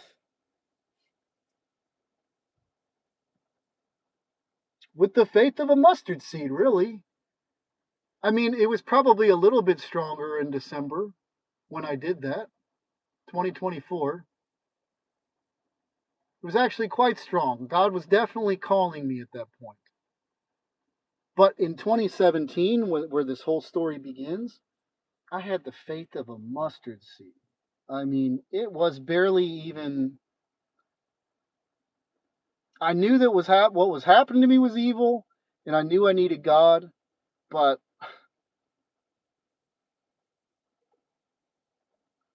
I was going through the motions basically. But even then, even in those desperate prayers, He was answering. He's always listening. He's always answering. If you earnestly pray for something, even when you're in darkness, He's gonna answer. The thing is, though, you will never then answer Him until you step out on faith. If your Christian walk is summarized by understanding, well, that's not impressive. Understanding's fine, it has a role in Christianity, but understanding without execution, I can tell you, most of you guys out there that are doing all this Illuminati coverage, your spiritual life, I'm being honest with you, your spiritual life would be greatly enhanced if you just got offline, stopped doing all that, and started serving the very demographic that the devil likes to poop on. Truly. It'll both enrich your life and enrich people's lives. Because actually when I look at that coverage now, I also see that a lot of the people that I used to put on blast seem to be having like authentic conversion experiences these days. The translation there is don't discount anyone. We should be more. You can expose the darkness while still being encouraging and not condemning. I still have questions about all that symbolism. It's like, are they even aware? I really used to wonder that as I would do those videos. Are, it seems like they are, but like, is this perhaps like some sort of antichrist sign language or something? Like, I don't know.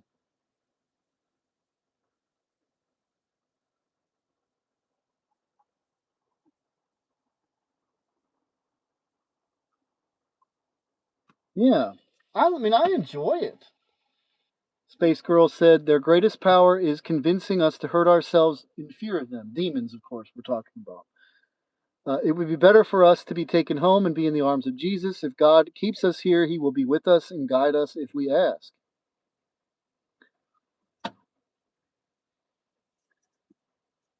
I mean, it's like I live a life of an adventure now. Do you know how I've said this before? A lot of people would look at where I'm at today, where I live in my van, and I never really know financially where I'm standing, and they think that's like a nightmare to them. Do you know I'm not just telling a tale. I'm happy. I'm happier than I ever was without worrying about much of that at all.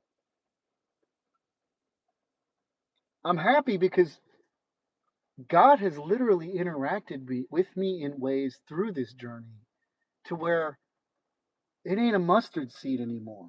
My faith. Like I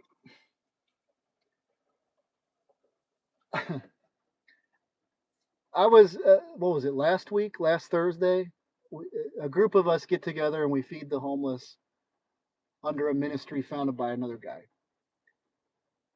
Pastor Jerry, actually. It's called People Loving People. And at the end, I'm hanging out with this dude, Josh, that I've met through that ministry. And it's just he and I talking, and he's interested in what I'm doing. And I say, hey, man, if you ever want to come out, like I do rosaries, and I'm Catholic. So I'm handing out rosaries and that. But if you want to come and help me feed folks and stuff, like come on out sometime, and I'd be happy to do it with you. And we're just hanging out, and a homeless guy comes over to start talking to us. All I can say is, without without even really explaining the conversation, Josh and I both knew when we talked about it later that we were dealing with Hebrews 13:2. Beware, for you may be entertaining angels unaware. It was very obvious that this man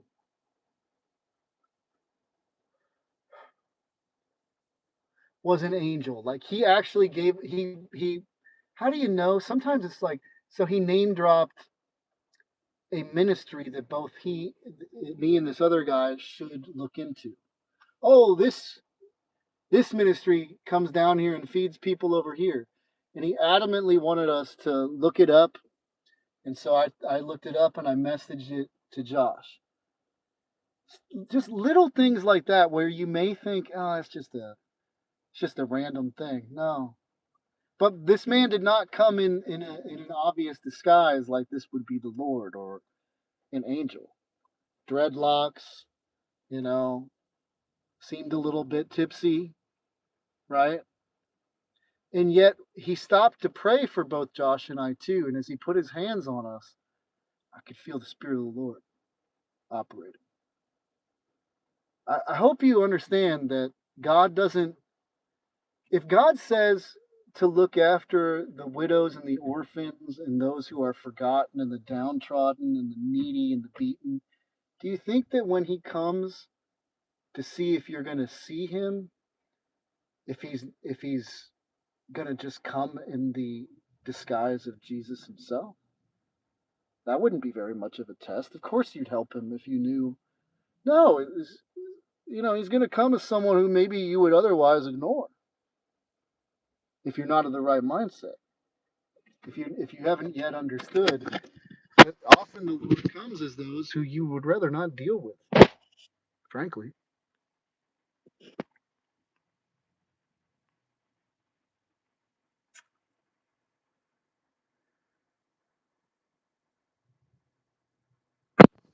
Oh, starting stuff with your celly is not bright, blah, blah, blah.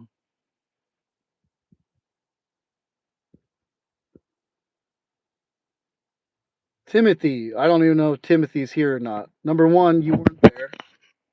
You have no idea what you're talking about regarding the celly. And frankly, I'm going to do whatever the Spirit compels me to do with anyone, and I don't care who they are, how big and bad they say they are, or how stupid it is according to people of the world. I'm going to do and say what I need to say and do when it happens. That's the way it is. I'm not going to live with the spirit of fear. I'm not going to worry about what somebody might do, because you know what? This whole thing has hinged upon woulda, shoulda, coulda. Nobody woulda, shoulda, coulda done nothing yet. I'm still standing. I still keep stepping, and I'm a soldier for Jesus Christ. I'm a bond servant for Christ. I will do and say whatever He tells me to say and do, and I will go wherever He tells me to go. I will go on any mission trip that I get sent on. I'm not going to be afraid. If I ain't gonna be, I ain't gonna be afraid of my celly, because I ain't afraid of no witch doctor. I ain't afraid of no coven. I ain't afraid of no Masonic law. I ain't afraid of nobody. That's not to say that I'm stupid enough to think I can't die. Oh, I know I can die. I'm not afraid of death, though. You know, it is those who tell me that I should be afraid that are the scaredy cats. They're the wusses. Those who tell you to be afraid in the flesh, to be scared of what might happen to you, they're the ones that are afraid of these things because they live in the flesh. I don't live in the flesh. I live in the spirit. I already know that the heavens are real. I don't need, I literally have been so convinced of it that, in fact, kind of like a space girl said, but death would be a liberation for me. Now, I still feel like I have a very rich life that I'm going to be able to live down here.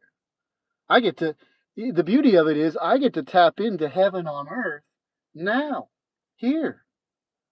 I don't have to just, I've already, since starting to live in the spirit, when I made this decision, I'm already in heaven. Heaven's already began. Eternity's already here. But I refuse. I am not going back to fear. The only one I fear is the Lord, and it is a fear of awe and love and respect. That's it. I don't fear the devil. The devil, when I see the devil trying to punk me, like I've learned so many times that it's just like you're a liar. You're a punk liar. I'm not afraid of you. I'm not afraid of anyone you want to send at me, because the God that I serve can lick and take care of all of you. So go ahead, send. Sometimes I make a joke about, like, come on, like, bring out. I want your whole coven to show up. Bring everybody. Bring all your cauldrons. You can all do all your rituals and all that. Let's see. Let's see. Can you do it? Can you take me out? Because I think we've all caught on now at this point. I think you know who I am, and I think I know who you. I think I know where the power is now. And that's not, again, it's not arrogance. I get to say it because I've done it. I live it. I live it. I'm about that life. So don't even waste your time anymore coming on trying to punk, trying to get me in a fear state. It ain't gonna happen. If I were to take you up on that, you shouldn't say this to your celly. You shouldn't do this, shouldn't do that. You shouldn't speak the truth. You should know your place. Don't you know what neighborhood you're in, boy? Would you preach in this neighborhood? That, yeah, I would. I would preach it in some of the darkest places on earth. I ain't afraid of the devil. Never will be again. I'd rather die than go back to fear the devil. Because he's literally a lying punk. Hollywood has convinced you that he's some big old bad, I'm Freddy Krueger. I'm Jason with my hockey man. No, he ain't. In Dante's Inferno, do you know how the devil is depicted at the lowest rung of hell? alone and isolated, weeping. Weeping. He's pathetic. The devil's pathetic. And all the demonic spirits, too. Now, again, look, I know the power doesn't come from me. And it's really no big thing, but like I'm going to take this time to say politely and kindly, take your attempts to send me back into fear under the covers, depressed and sad and not wanting to do anything with my life. Go take that somewhere else, man. I'd rather die than live in fear. 1,000%, man. Don't say this, don't do that. Dude, that's the life of most people. Play it safe. That's the argument that people say why I can't follow Jesus. I got to play it safe. I'm not going to follow Jesus. I'm not going to go all the way. I'm not going to step out on faith.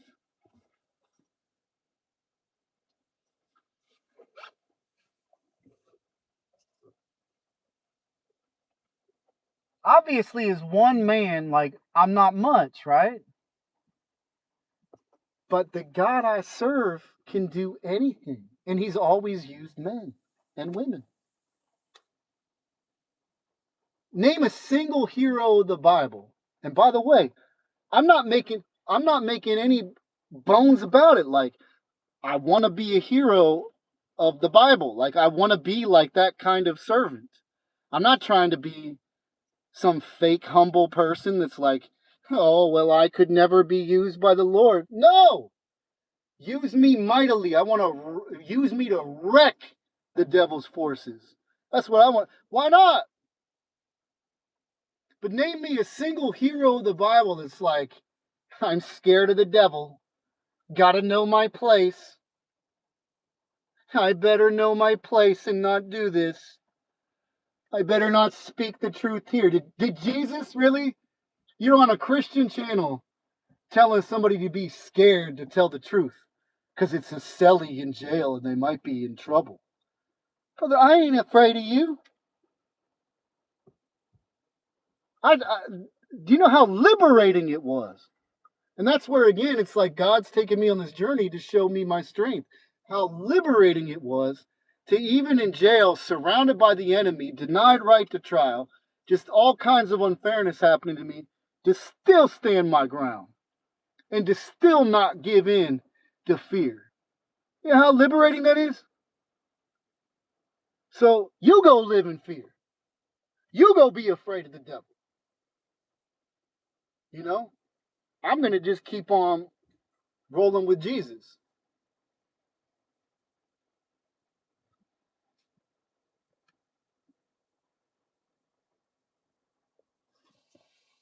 Yeah, it does sound like David's a hero of mine, Space Girl. David's a hero. All of them are. Moses, as imperfect as Moses was at the end, I mean, can you imagine? None of those men. Yes, at first Moses is like, really me? Can I really do it and all that? God can still use a man like that. He can use anyone. He can use anything to accomplish his ends. He doesn't need anyone at all. But those men got to live a life of adventure. It's the devil in this world of flesh, and this is really, maybe we'll do another live at some point on these topics because we finally got into the heart of something here. He doesn't want you to think this way. Literally every time that I've met the devil, like the spirit of the devil, possibly even the devil himself, it's always the same trick. He's trying to get me to be afraid of him, be scared. And it's always with your flesh. He's holding that over on you. Like, don't you want to keep your life? Honestly, brother, not at the cost of, certainly not at the cost of my soul, and not just so that I can be comfortable. No, no. If that comes at the price of me backing away from my service to the Lord? Absolutely not. I don't want to keep my flesh. Now, do I want to run? Am I running toward wanting to be murdered or killed? No, I don't want that. There's an element to me, absolutely, that in the flesh, it's like, sure, I don't want to die painfully or horrifically, but at the same time, if I let myself get trapped in that line of thinking, I can't activate fully for the Lord, and so I don't even worry about it. I just say the Lord has seen me through so many things at this point that it's a waste of my time to even worry about all the possible ways in which something might happen. You know, you can't exist there. And where you look, I'm just a simple person. I'm a simple man whose strength comes from the Lord. That's it. And I feel most of my life I lived as a coward. Most of us do. Most of us live cowardly lives. You know, not saying because you don't want to be afraid. Don't you know what might happen? You don't say that to this person. Don't do that. Don't defend that person. They might murder you. No. Do brave things. Be bold. And with God behind you, when you're a bondservant for Jesus, man, watch out. Devil might try to convince you that he can bring that smoke, but he can't bring that smoke. I've called his bluff enough times. Now, there may come a day where I may have to pay the price, but I did it willingly. Okay? I did it knowing that I'm going to go home the same day that I always was going to go home. It's already written. And so why am I going to sit around here worrying about it, staying under covers, not working for the Lord or working for him just a little bit? No. I want to go all the way. I want to serve Jesus in every way possible. It sounds like I don't know where my life's going to go. I might be working. I don't even want to give words to all these things yet. There's a possibility of a mission trip coming up that's been alluded to. There's a possibility of a job that would shock everyone. There is probably a wife coming in my future as well. Things that would shock people, especially those who knew me. God's going to create a testimony of this that's undeniable. I already know it. The devil wants me to go back to be afraid, Adam. Okay. I have a question. There was a song in one of your old videos that I like, and I wonder if you remember the name. It was in one of your Matrix vids, and he said something like, "There's a lot of ways up, but one way down." It's a spiritual war, and that's what helps me hold on. I don't remember much because it's been years since I last heard it. It might have been, was it like a rap song? There was a song that came on Spotify once where I heard it and it was really good about the spiritual war we're in. I put it in one of my videos and it was almost like overnight, like that song was removed from Spotify and I could never find that artist again. It was very weird. If it was that, I wouldn't be able to tell you who it is either. Yeah, I don't know. I think it was like an Asian, and it was an Asian rapper, if I remember right. But I don't know. I lost all. Let's see. The devil's running a Ponzi scheme. Yeah, he's trying to look. Of course, he's going to try to convince you that he's more powerful than he is. It's like Sun Tzu's Art of War, right? Like the best war is to never even have to fight it. Like to convince your enemy that you're far more powerful than you really are. I mean, that's psychological war. The devil's very good at that. The truth of the matter is, if you only understood, Yes, in this world, the flesh. See, the reason why people think that he's so powerful is because they don't actually see beyond the world of the flesh. In the world of the flesh, when we're doing all this Illuminati coverage and all this, he seems pretty powerful. You're like, damn. But the truth is, do you really believe in the other side? The flip side, which is God? Because he ain't nothing compared to the Lord. He ain't nothing at all. The devil is, and all offense intended towards the devil, by the way, in saying this. All offense to you. Some people would say, no offense. All offense to you. You're pathetic. You're literally the most pathetic creature that ever was. The embodiment, the symbolic embodiment, whatever you want to put it, every negative, disgusting, vile attribute of all of humanity rolled into one creature. That's you. You're not powerful. Like, that's literally, powerful is the Lord. Powerful is love, joy, peace, patience, kindness, goodness, gentleness, patience, self-control. That's power. Cowardice is, I'm going to murder my brother Abel because I'm a jealous little witch. That's power. That ain't nothing. If I die serving, if I get murdered, let's say, just so you guys know this, if I ever get murdered for serving Christ, good. Good.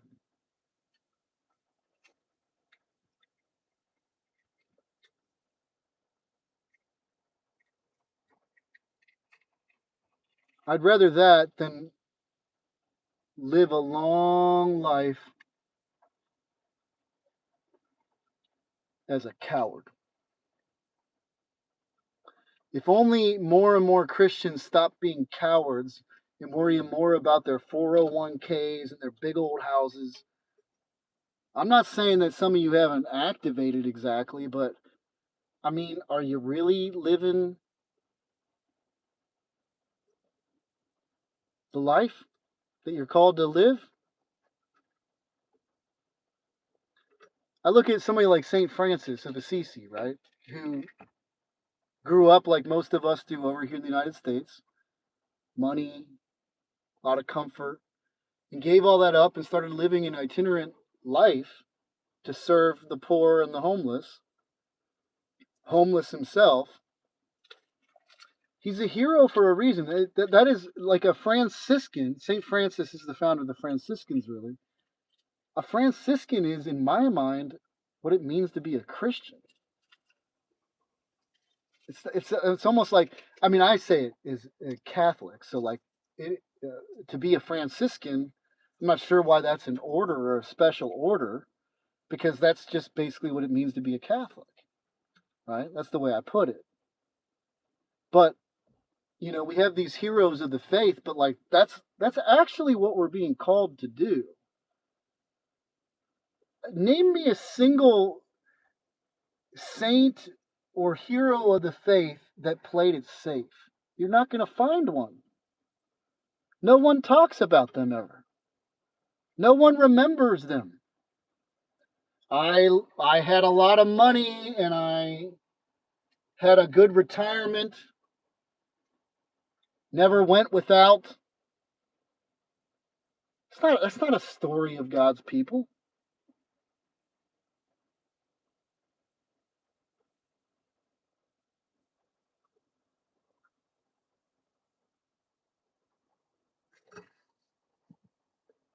Yeah,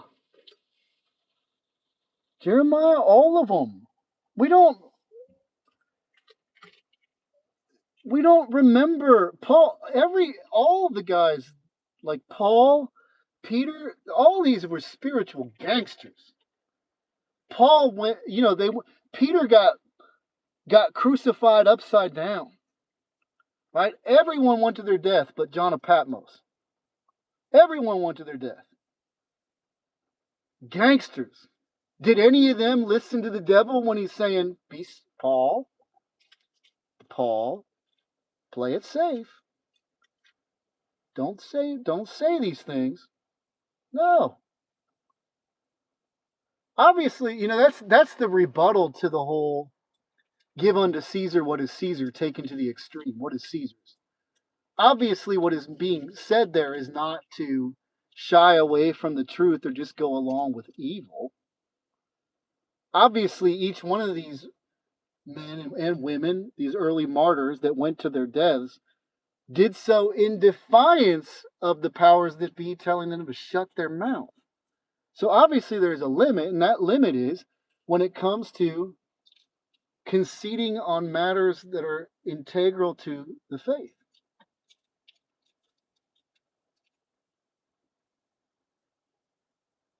What?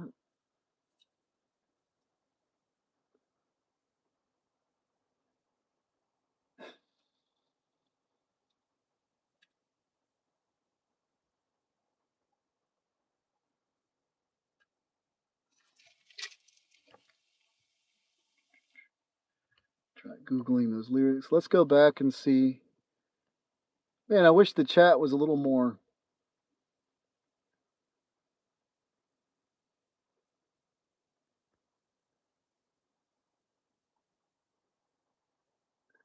A little more engaging.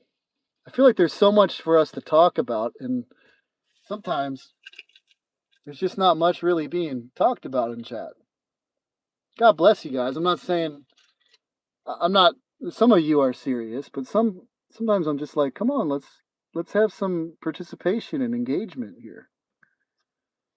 I would love to. I'm not. I'm not even venting about life, man. I'm trying to tell you.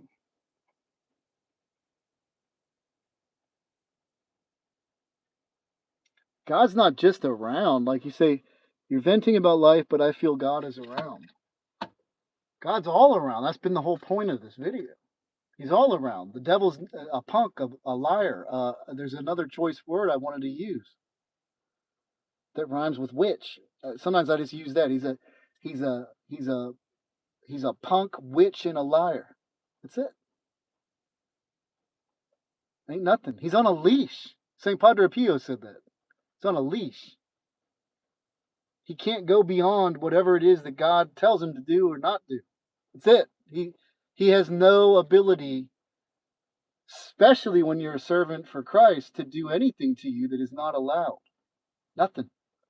That's why anybody who's gone through this spiritual stalking, for lack of a better term, you've noticed it yourself. If you're being honest, you've noticed. You're like, why can't they go beyond a certain point? It's like this shouldn't be. That's why I was saying earlier. It's like this isn't rocket science. You should be able to take care of me. I don't understand. You've got all these weapons in the world, all these militaries, all this ability, and yet you never can go down that path with me at this point. And here's the other side of this that we're talking about. The God of this age has blinded the eyes of men in this world to the point where most people will hear someone like me talk like this and they'll say that's crazy. This is crazy talk. Because they have been trained in this world to see things that way. Oh, this guy's talking. He thinks he's the target of this or that. Yeah. Spirits, brother. I know you think that we don't live in a spiritual world and you're all obsessed with the flesh, but the truth of the matter is you're the delusional one. You're delusional. Not those of us who realize that we're in a spiritual war. But a lot of people have been carefully trained through massive society-wide brainwashing.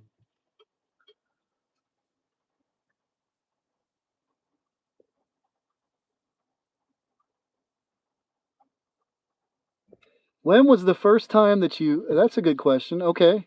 I like that. See, I like these kind of questions. It's because I'm really into what you are saying, but I have a question. When was the first time you felt the Holy Spirit?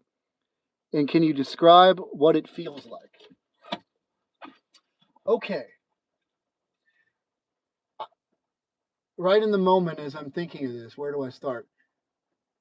I started to feel the Holy Spirit the most as I started to robustly pray the rosary. Straight up.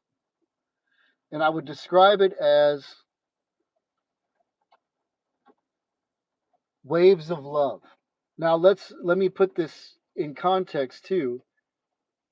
There was obviously a nascent Holy Spirit present in me,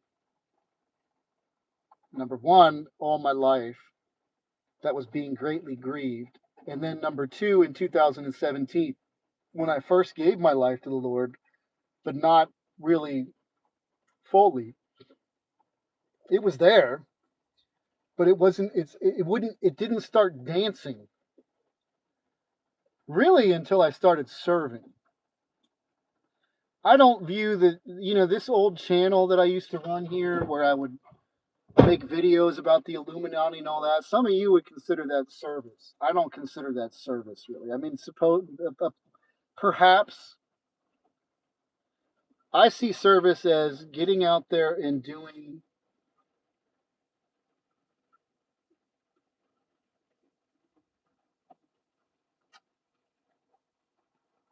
works of mercy, works of love, blessing others. That's when it started to activate.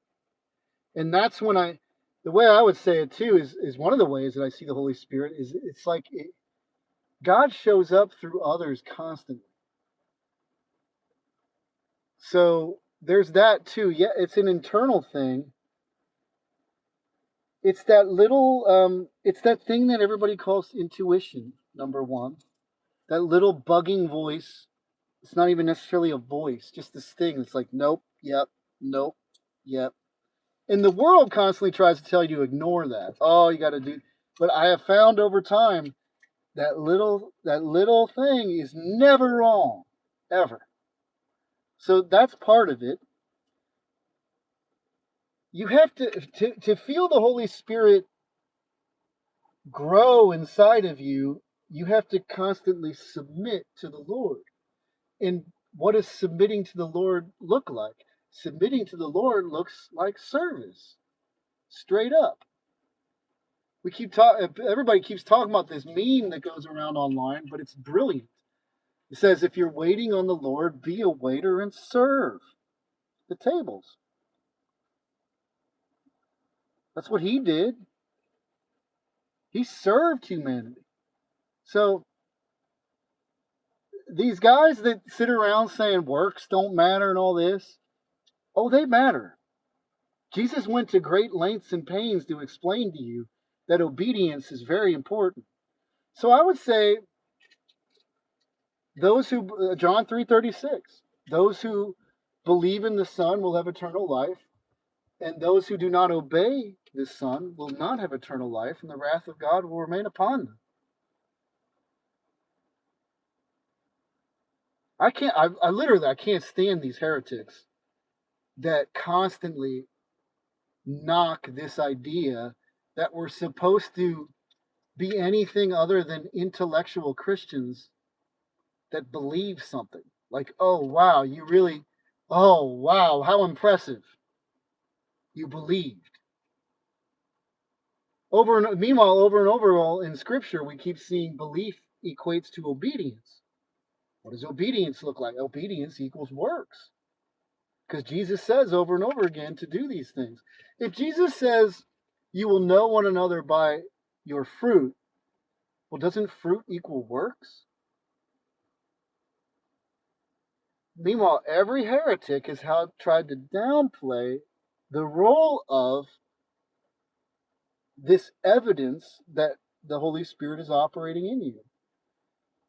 So, and the rosary, again, there is just something to the rosary. I need to start this up again because I need to get power. Okay, not draining the power too much. The rosary, though, has been the most powerful prayer that I can pray. There are times when I don't know what to pray, where I've been so anxious, or if I'm driving somewhere and I can just pull out my rosary and pray my rosary as I'm driving across town. There have been times where I have felt so inebriated and drunk in a good way, not in a slain in the spirit way that we saw in some of those old videos that I would show, to where it's just, uh, God is just pouring love through you. But I would say that I would absolutely have to say that it is on my days of service where I feel closest to the Lord, and especially service to populations of people who most people have forgotten. And it is on those days, like today, where I got rained out and the rain kept me from doing it. I'm not nearly as satisfied as I normally am. I took time to reflect and I read some Bible and I did some exercises over there. And that's all fine and good. I do that anyway. But when I don't get to serve on a day, I notice it. I don't like it. I would rather, the Bible says it is better to give than it is to receive. Really, I would say giving is receiving, and receiving is giving. I mean, you get. I've said this in other videos. If you could summarize pretty much one of the most important things I have to say to people is that the devil is such a liar that he says, everybody in the industry is talking about I sold my soul to the devil and to get all these riches and fames, and most of these people are after some sort of admiration in life. People who admire them in some way. I mean, that's the root of narcissism. God gives you this in the healthy way, in the way that it's supposed to happen. Meaning, if you become a servant for God, you get to see through the eyes of other people what it might look like for someone to look into the eyes of Christ. I'm not saying, obviously, I'm Adam and you're Space Girl or whoever it is, but we have God in us, and like that's the closest we get to it. And so all the fulfillment, satisfaction, all the admiration one could dream of getting, the devil can't offer. Now, that isn't I don't serve God, and I certainly didn't start this walk to receive admiration from others. But it does come with the territory. You don't have to say or do anything. It's simply a byproduct of however far you activate in your service for the Lord. It just kind of comes with the territory. Because it is. Anytime I see, like the nuns have my deep and utmost respect because they live it. They, I don't really, I don't care what someone, I do care. I'm Catholic, and I do believe that the Catholic Church has the fullness of truth, and that you need the magisterium of the church to keep yourself straight. But beyond that, there's a lot of Catholic brothers and sisters who I don't really have that much respect for. Not that I dislike, I don't hate you or anything like that, but if you're not out there doing, and by doing I mean serving, I mean, who cares? Because I like seeing through action, I see what people think. I get to see what your theology is, what your understanding of Christianity is through what you do.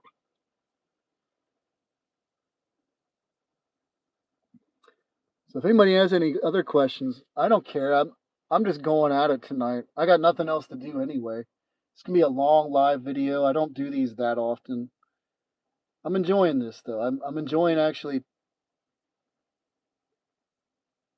I just wish that there was more of a conversation occurring.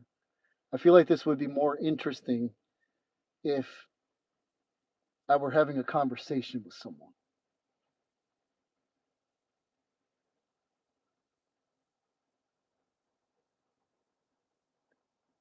Attacks over the works of the world. I knew I had given up control of my life and let God lead when I quit having anxiety attacks over the works of the world.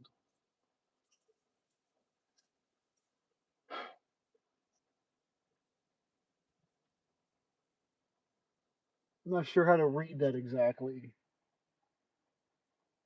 The way I translate that, if I understand what you're saying, is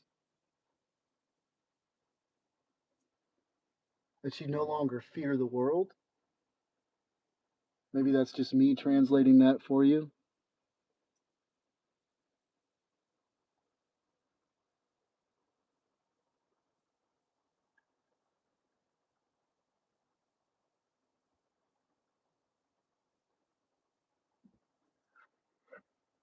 Rain's kind of nice. Not really, though. Always kind of makes my arthritis act up. That's where I'm at in my walk. I can't actually remember, and again, I'm not trying to be all Mr. Brave, but it's been a while since I've like legitimately been afraid. And that's been the most liberating thing of all serving God, is to no longer walk around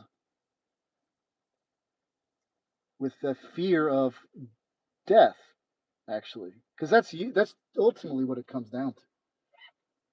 All fear comes down to really, I'm afraid to die.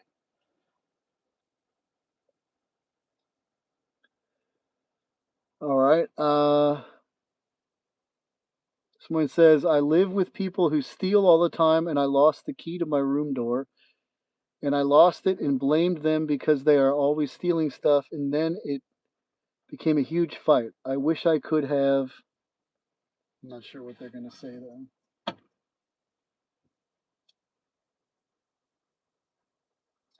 I try not to assume anything. I also try to. Oh, let's get deeper into this. I try to trust God to such an extent that literally everything has a purpose to it.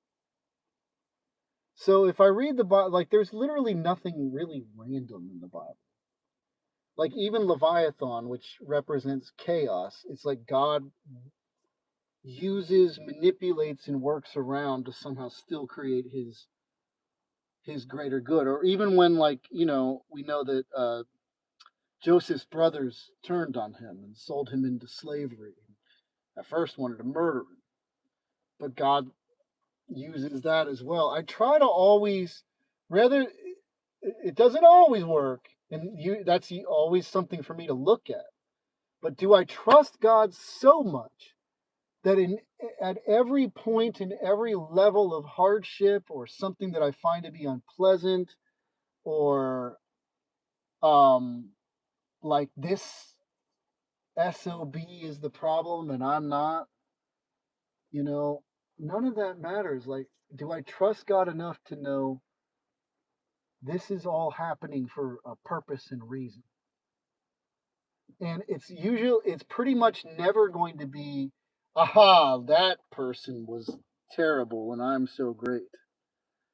So, like, going back to where this video began, where I was talking about the basilica and the priests, sure, I said things that paint some people who I redacted the names of, but probably portray them in a negative light.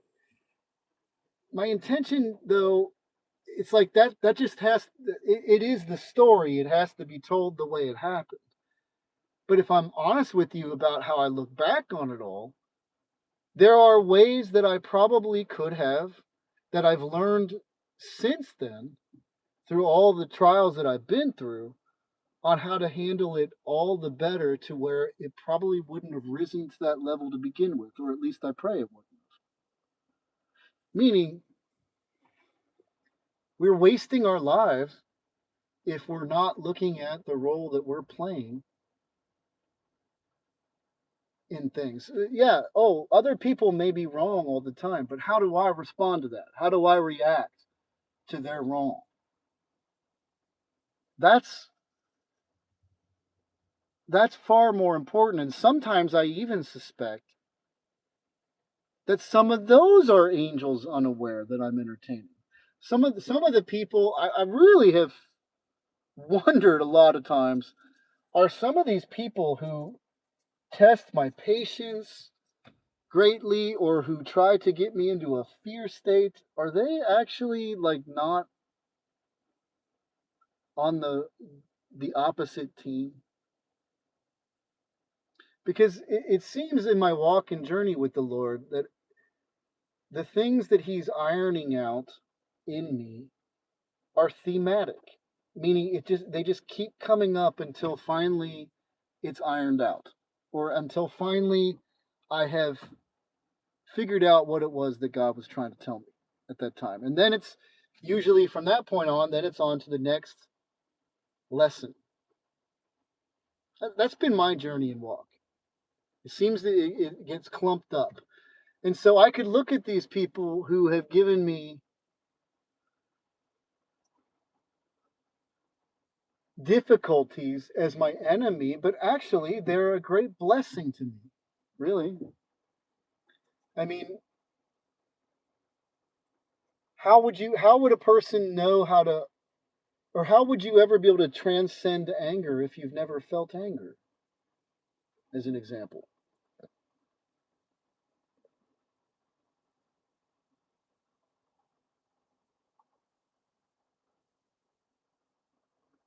Oh, I wish I could have done what you said we should do and not explode, but keep it in. I found it after. Yeah, you know, I place all of my, whenever I'm angry anymore, because I mean, I get angry, but it's not, honestly, it's not often really anymore. But when I do get angry, I have learned, it's even a mental exercise. I have learned to place all of my ire and anger at the devil. I'm in a spiritual war. I'm not at war. If the devil disappeared tomorrow, the man wouldn't be able to even express the attributes of the devil because there would be no devil, if that makes sense to you. So it's like whenever a man or a woman wrongs me in some way, I can look at that and say,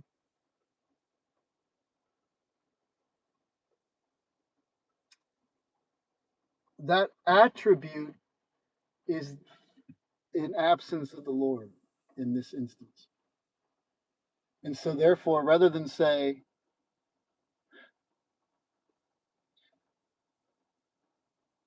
better put is to just love people. These are, I'm not saying anything new or awesome. This is all settled ancient wisdom. These are things that you need to apply. But I have seen in real time the power of blessing your enemies on how to, it literally just smooths things out to the point where I never really got back to it, but those guys in jail towards the end of the stay started to bless me because I started to apply with them. I'm so sorry that I haven't always finished my thoughts in these videos. Where I'll start on a thought and then I ramble, I go on some other subject and I forget all about it. But basically, God was definitely teaching me bless my enemies in jail. That was absolutely a theme. And when I started to apply that and took it literally, when I finally realized that is literally why I'm here, and I started to apply it, it changed everything. Now, my stay was not perfect after that. There were still challenging days, but by the end of it, the man that had pressed his genitals against the glass, the guy that said, I am Satan, the other guy, they all blessed me with like coffee on one day in particular. Like they all came down, either put it under my thing or another guy, like a porter, would come and say, hey, so and so wanted you to have this. And even that, it felt like was God saying to me, see, See, when you put into practice the things that I tell you to do, look at how good it works out. Now, if I had just be how what would be the usual response people have in jail? Either to be a coward or to crash out on these guys. It's one of the two. So the coward would just stay away from others, be scared, do nothing. And a lot of people would probably a lot of guys in jail wouldn't understand what I was doing in blessing them after that. Most of those guys would want to be their enemies and want to get into a fight or whatever else. Instead, by applying biblical principles and basically blessing them with coffee or Kool-Aids or whatever I could when I would run into them if they asked for it, sometimes not even when they didn't ask for it, that actually worked to the point where it brought peace to the situation. Kind of like when I was in front of the shelter in Cincinnati when this journey began. A guy literally punched me for trying to bring him to Christ. And in real time, I say, well, what do I do? And I said, well, here's my other cheek. And when I did that, his eyes got all big and he ran away. That was the quickest fight I've ever been in. I've not been in a bunch of fights, but I mean, that was, I applied a biblical teaching and it brought instant peace or an end to the conflict. Now, most guys, especially online these days, consider that response to have been not masculine or unmanly. Let me tell you this, I never felt so manly as when I did do it. I was like, yeah, it's not that big of a deal, but I just took your punch and then I said, take this one.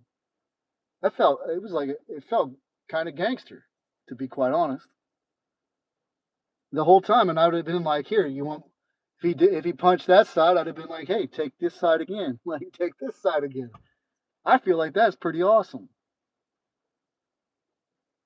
The devil would want to convince you, beat the shit out of him. Beat that dude to death, you know? But for me, I've looked at this and I've said, okay, so if I had a family or something like that, that's a different story. If I had to protect, but if it comes to me, go ahead. Right to the point where you can take my life if you want.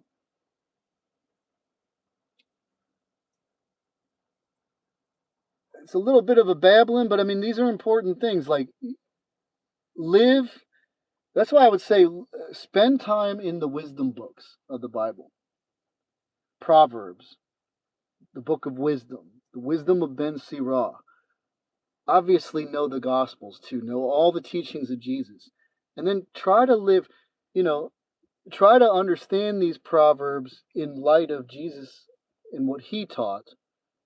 Because sometimes there seems to be little apparent contradictions in what Proverbs, this is pre Jesus, where it says, like in the wisdom of Ben Sirah, it says something like avoid being around your enemies. Now you could misread that and think, screw my enemies, but Jesus says to bless them. But I think Jesus also said, dust off your feet in towns that don't welcome you. So it's like we're called to, it's not a contradiction, it's just bless, but probably to avoid enemies to the best of your ability. All I'm saying is if you try to apply what the wisdom books are offering in conjunction with what Christ called us, you will live an amazingly godly life. Or you can live according to your own wisdom, which isn't wisdom, according to your own reactionary, violent state. Yes. Yeah, do not overcome evil, Space Girl, with evil, overcome evil with good.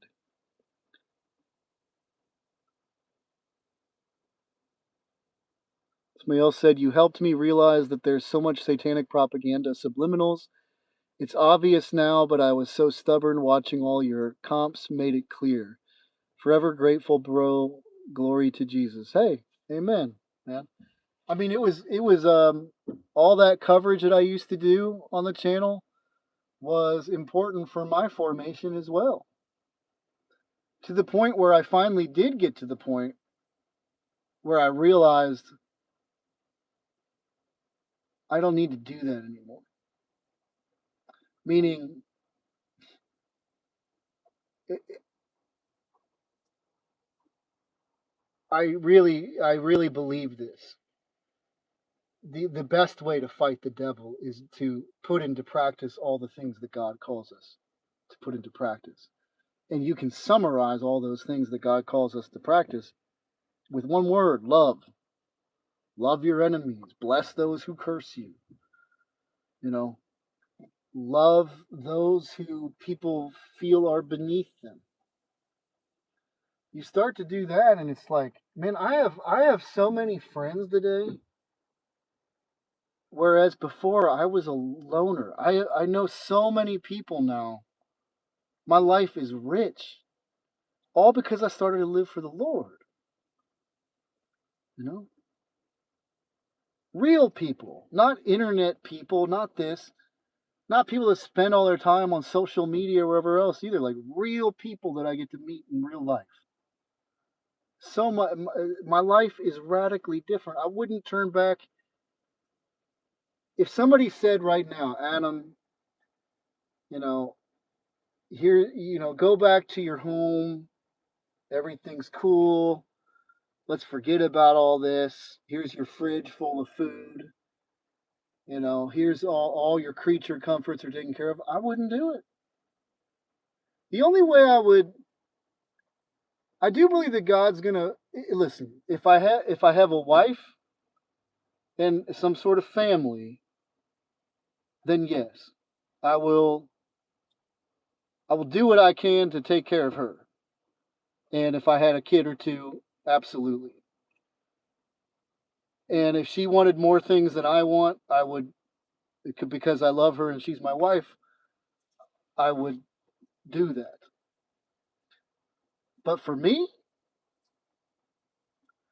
I mean, I could live in perpetuity. The only wish that I would change in my life is that I had a toilet somewhere and a shower. That's it. That's it. You know, I'm blessed. I've got like a shed that I get to sleep in.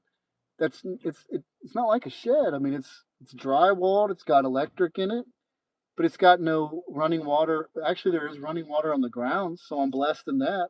I get to take showers when I'm at the shed, just outside in my boxers. So, like, my little wishes in life are just that I had somewhere where I could consistently shower and use the restroom when I need to go. That's it. Otherwise, I would do the exact same thing that I do sun up to sundown in perpetuity for the rest of my life. I don't know where God's calling me exactly. It may be in some sort of evangelism for the Catholic Church. I do still believe that there's some sort of vocational calling that's going to come out of this with the Catholic Church. It's going to be interesting. I could have never made these things happen.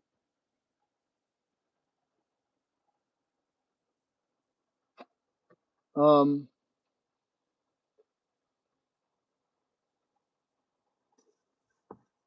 but yeah, I have been noticing lately. I do think that I don't want to put anything too far down on paper, but I do think that I will be married. I may have a child or two. I do think that I'm going to be vocationally called into the church. Um, and all of this is essential to that. It's God had to wreck everything that was Adam to bring Lazarus out of the tomb. Okay? I'm not You have to be born again. I'm not talking about it like from that other lens. I'm talking about it from a very spirit-filled lens. I respect who I am today. I love who I am today.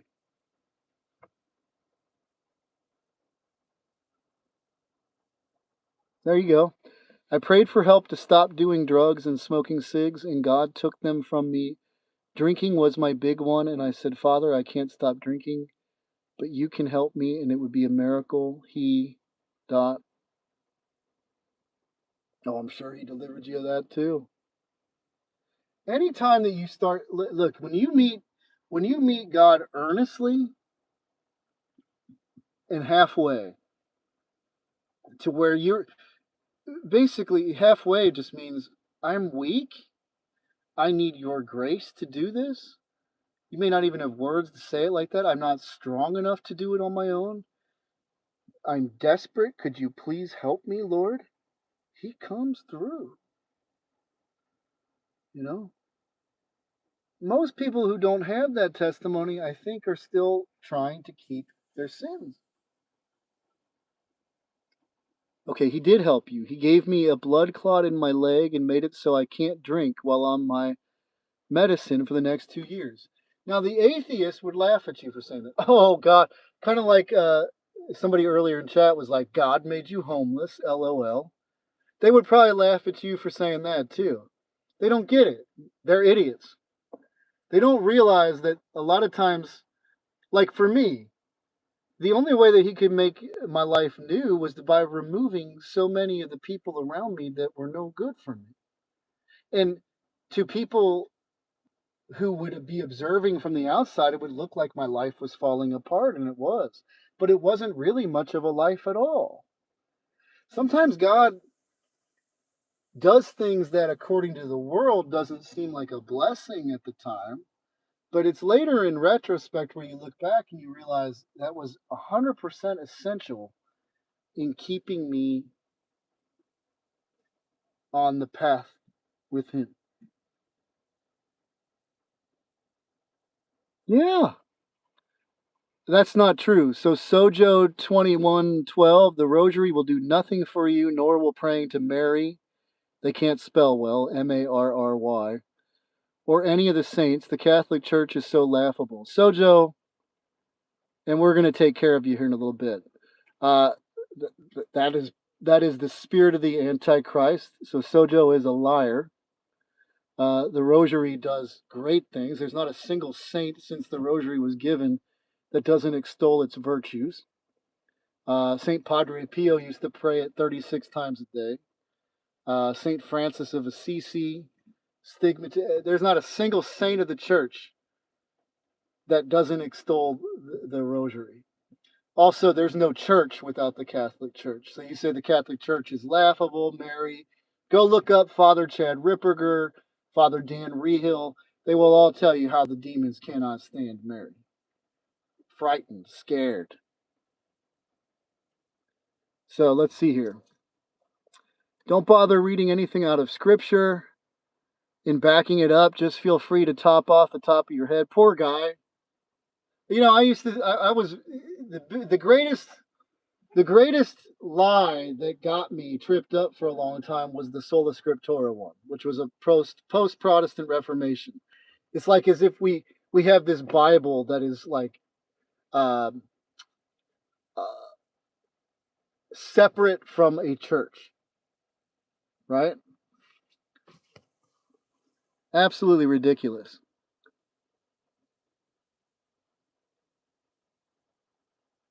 Did it? Yeah, you said rosaries reappear. A rosary was, I was sure, in a little bucket. Well, then you belie. Like I'd be happy to. I've just never seen somebody who prays rosary regular who's not almost like saint-like. And all I hear from you is a spirit of like anger, disgust, mocking. You know, these aren't holy attributes. Just dissing. How dare you, man? How dare you come in and disrespect God's mother, who had him turning water into wine at the wedding at Cana in the Gospel of John before it was even his time? How dare you say that Jesus wouldn't live according to his own principles that he set forth, which is to honor thy father and thy mother? How dare you diss the litany of saints who we don't pray to as gods themselves, but merely as saints of heaven that will pray to God with and for us. I find it, that is literally the devil. The devil wants you to say, don't tap into Mary, don't pray the rosary, don't pray the St. Michael the Archangel prayer, don't don't be Catholic. How can I say that? Because it literally happened to me. The most powerful spiritual warfare began kicking off as I started to return to the Catholic Church. And especially when I stopped listening to other people telling me that Mary's the problem. And when I started to realize it's like, okay, so you're telling me my grandmas, my aunts that went to, like my aunt Donna, who went to Medjugorje, my grandmas who both prayed the rosary all the time, that my mother, who I love, praying the rosary all the time, these are all evil people? No! They're literally the reason why I am Christian. And so why is it that all these rosary warriors that I've known over time bore the fruit of a real Christian? And why is it that the Protestant world seems to be all against the Catholic Church? All of it. And that's usually the hang up. I'm telling you, there's a demon there. I'm not saying that all Protestants are demons or anything else like that, but do hear me. There's some stronghold there that does not want, frankly, people to pray their rosary. The most powerful weapon there is. Go ahead and rebuke me, Sojo. I rebuke you for having an antichrist spirit. Because anti-Mary, I have noticed over time, when you take shots at the Blessed Virgin, brother, I got no mercy for you. Okay? You're outside of the church. Mary did not die of her, and then they're laughing too. You're a mocker, dude. Space Girl, I don't have the time to do this, but if you would like, if you could remove Sojo from the chat, look, I'm going to get anti-Catholicism in here and stuff, but I'm a Catholic. I ain't going to accept people coming in here dissing on the Mother Mary. Okay? Thank you. I appreciate that. It's okay to have some questions about the Catholic Church. It's even okay to have questions about Mary. But when you come in and just start asserting things like that, it's like, honestly, know your place. Like, you do realize that all of that seems strange to you because you left the church. You're going to bring it out of me. You don't have to. This isn't even an intellectual thing. Like, I know that the rosary is powerful.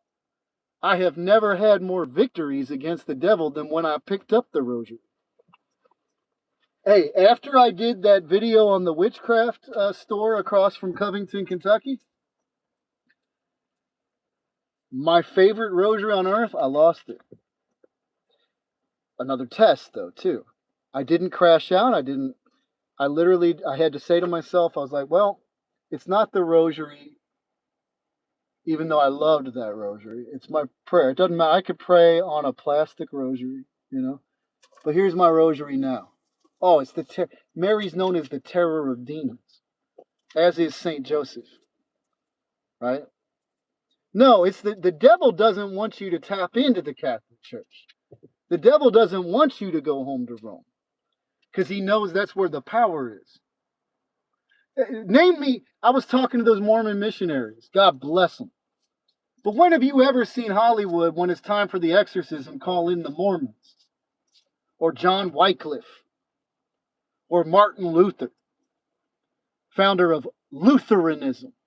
Keyword, Martin Luther's religion. They never do. You need the demons taken care of, you always see the man with the collar come and show up. Always. Again, the Satanists. When do they invert Billy Graham's service? No! They do the satanic black mass. They invert the Catholic Mass. Demons. What are the languages they know? Aramaic, Hebrew, and Latin. Why do they know Latin? Because Latin was the language of the church. Everybody wants to talk about KJV. You brought it out of me now. You all want to talk about KJVs, right? And how the Catholic Church. So Latin was the common language of the Roman people. The church was never trying to hide the Bible from anyone. You don't even have a Bible without the Catholic Church. These are just facts. You have no what? It's not 40,000. It's probably the closer to 4,000 denominations of Christianity without the Catholic Church. Now, again, I'm sympathetic, and as someone who went through the questions around Mary, I get it. Sadly, I'd be rebuking myself right now from back then. I was so wrong about that.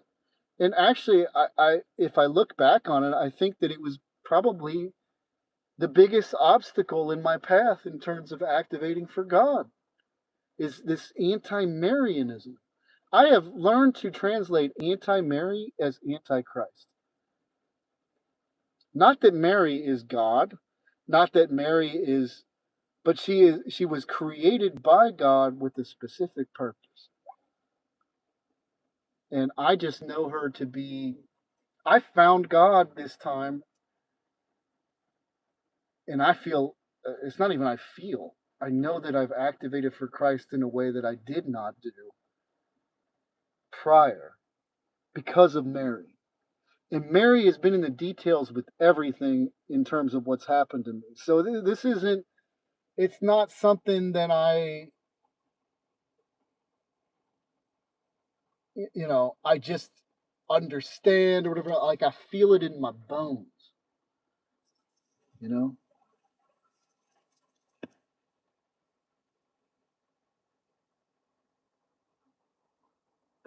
Okay, but the Pope, bro, I'm surprised that after seeing all your amazing past videos that you're going back to heresy.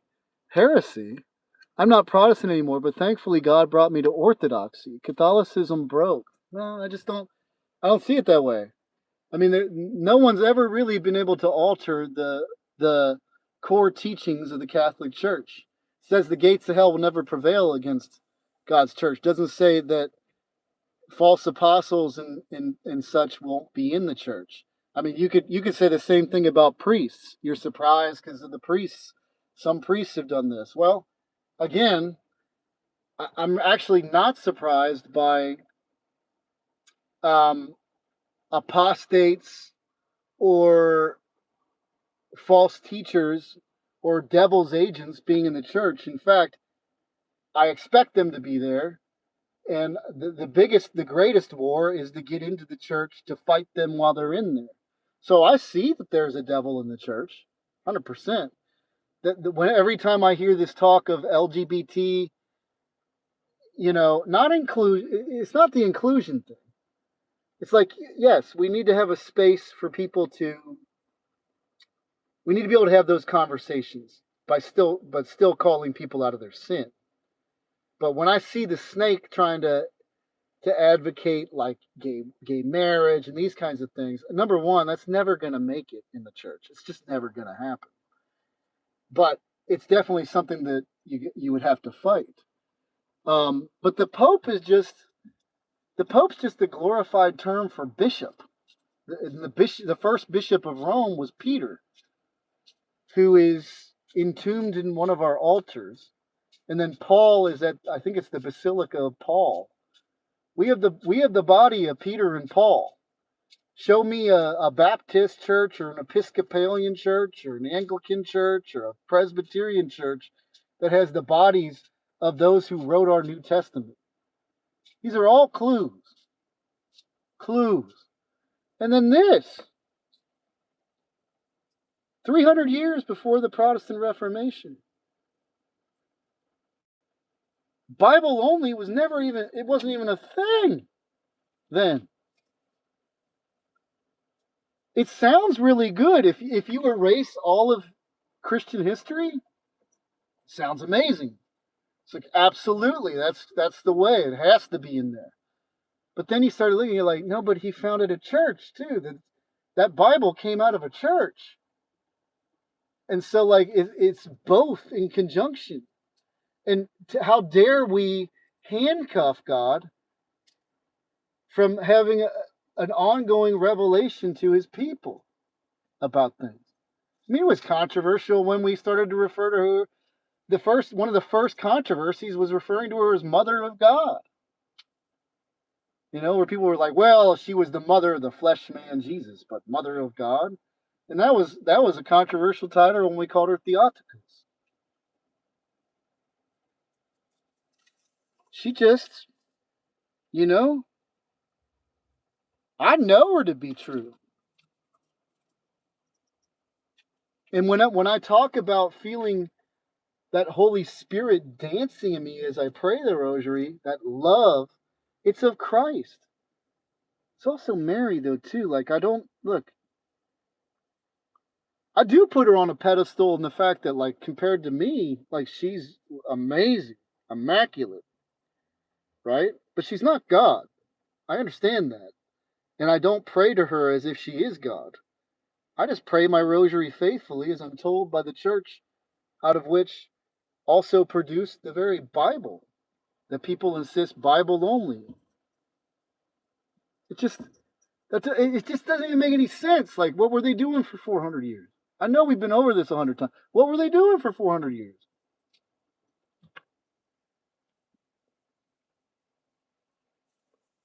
Okay, so what is it that made all your antitrust in the Catholic Church go away? And then we'll sum up because this is where I am going on and on in this video.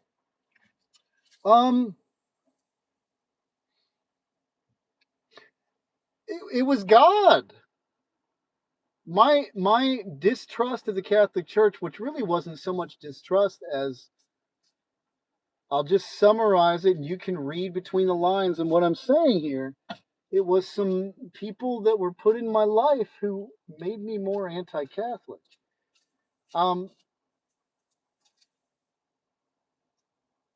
It was a little booklet called the S3 Manual by Father Frank Amberger,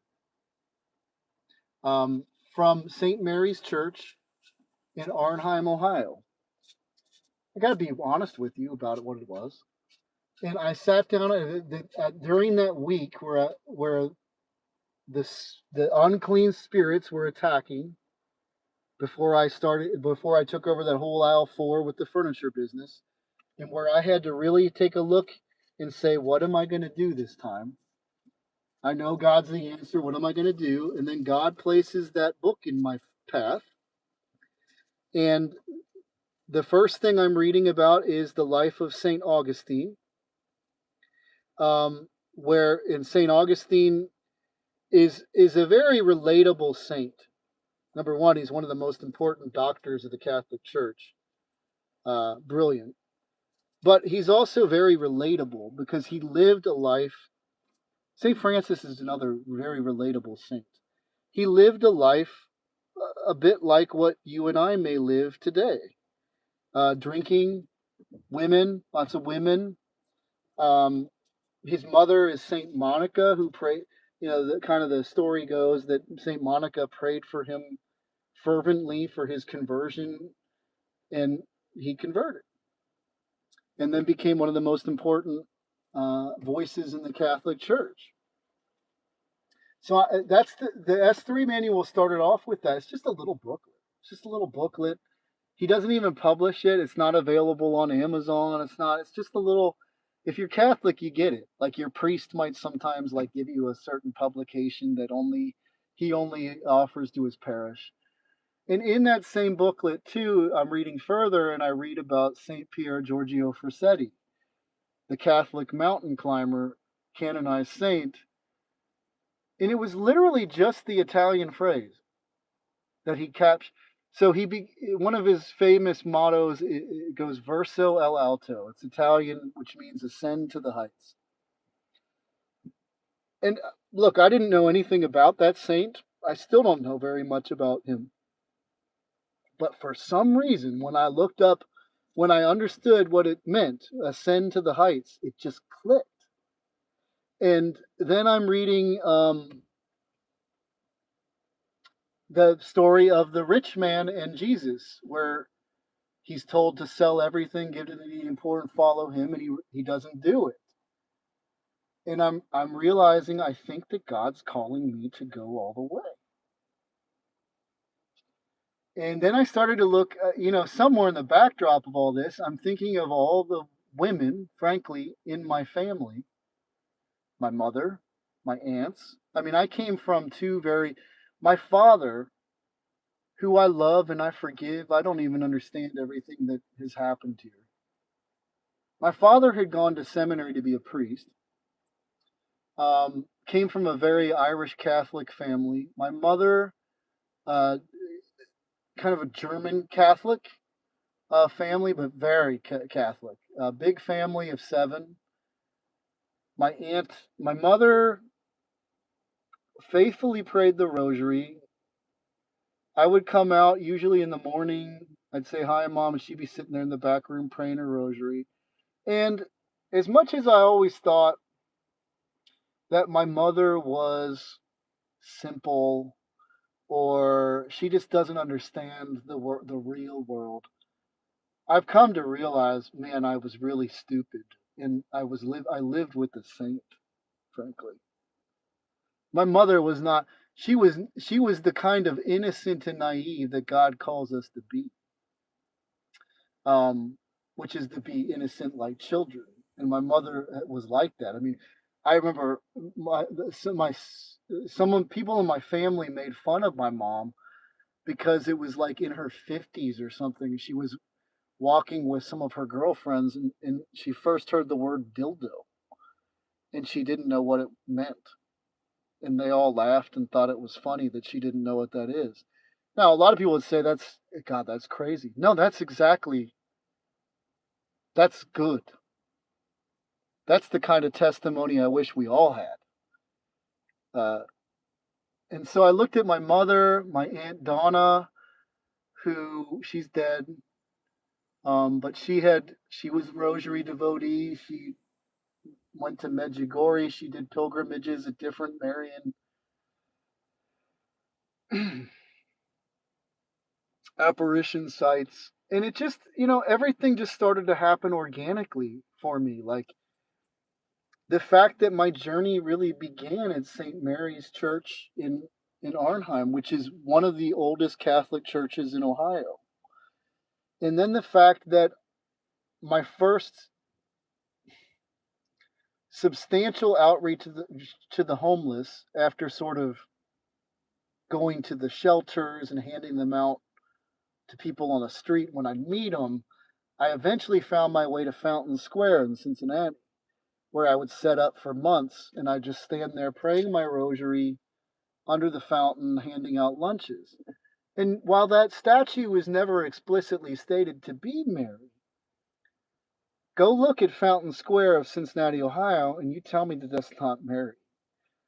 And then after I got arrested, I look up. This is literally how I found my way to the Basilica, feeding the homeless there. I get on Google. This is how God often operates. I just get on Google, Fountain Square of Kentucky. And because I couldn't go within a couple of miles of Fountain Square at the time. And the first thing that comes up is St. Mary's Park, Covington, Kentucky. And I just said, well, that must be where I'm supposed to go. And I go there, and I had no idea. I'm sitting right across the street from the Cathedral Basilica of the Assumption of Mary. I feel as if God, the Blessed Virgin, were trying to draw my attention to a problem. Not that they need me, not that they could accomplish anything they want, but because I feel like God often operates with those who have submitted. Yes, he could do anything he wants, but like he relishes in someone who has submitted themselves to him. And so all I can say, then I have to say too, there was something powerful about my confession. I think it was during that week where I sort of had gone home from the flea market the one weekend and then decided to go back and give it all away. I went to confession and it took, oh gosh, probably took about an hour and a half. And I left feeling lighter and something, it just shifted. Something shifted. And then the Eucharist. If I look back on it in 2017, when that gang stalking, for lack of a better term, first started happening, I was becoming Catholic. I mean, that was my roots. And I was going to mass and I'd receive the Eucharist. And looking back on it, I realized that I was headed in the right direction. And if I and I wish I would have been more honest with myself over the years. But as I became more Protestant in my view, um, a lot less victory against sin. There's something supernatural about receipt of the Eucharist. It's not a symbol, it's not just something we reenact. It's literally God present. A miracle happens during every Mass. I didn't have words for all this when it first began. It's just something I knew. I just knew. And I started to look at it too. And another thing that made me less anti Catholic over time was I just said, I'm confused anymore. Like Francis Chan said, and I love Brother Francis Chan. Actually, Francis Chan, for being a non denom, is pretty solid in his theology. But like most, I, I was confused the other day. You get on YouTube, you look up any topic, and it would always depend on what preacher or pastor was talking. And then you just know they're all saying something a little different. And it just led me to this understanding that we were all supposed to have a unified church that we all looked to. And I realized it was Catholic. My goodness, the Protestant world is missing all the writings of the saints, people who have greatly navigated the spiritual life. They're just missing all of it. They're missing, by and large, pretty much the entire Protestant world is missing monasticism. That's no small thing. Meanwhile, first it was the founder of, frankly, Catholic monasticism. You might, for those of you that are Protestant, you would say Christian, was St. Anthony of the Desert, and then Western monasticism was St. Benedict. And here's another great look. If you think, oh, the saints are nothing, go read chapter 4 of the Rule of St. Benedict on good works, is what it's called. And it always, the numbers always vary, okay? But there's like 70 odd rules, basically, that he had for his monks. You go read those, and you tell me that that is not extremely helpful in the spiritual life. And yet, and that's something else I started to notice. I realized that in my journeys through it all, as much as sometimes I would go to a church that was like vibrant and moving and enthusiastic all the time, at first it felt like, oh, that's the Spirit of the Lord, and the Catholic Church feels dead. Over time, I started to realize that actually I'm Catholic. Like I'm what people don't understand about the genuflecting is it's like a deep reverence. for God. And also God says that like I'm in the quiet still place. In it even says in Exodus 14:14, like, be still, let the Lord fight your battles. And every time that I've gone in the Catholic sanctuary, even if people are talking, it's always quiet. It's like this weird thing, like where there can be all kinds of talking and activity going on, and it's the host. It's the Eucharist. There, God's there, present. And so I have actually found that for me, I'm not saying people who get um, loud in their praise. There's a place for everything, and who are moving around and feeling the Holy Spirit. I'm not saying there's anything wrong with that. All I'm saying is that I meet the Lord most in, like, let me put it this way. Like, let me put it as an example with the rosary, right?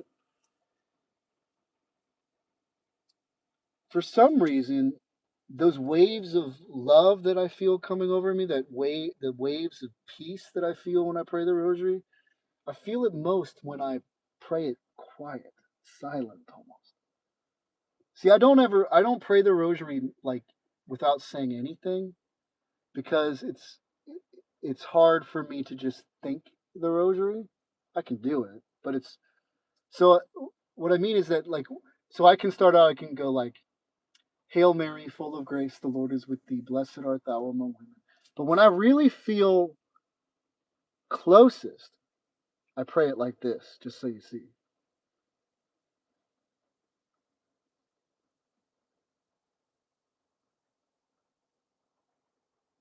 Even right now as I'm doing it, I feel the peace, right? This this rosary, partly this specific rosary, this is the one my mother gave me actually. She gave me two. I lost the other one. That's the one that I lost that night.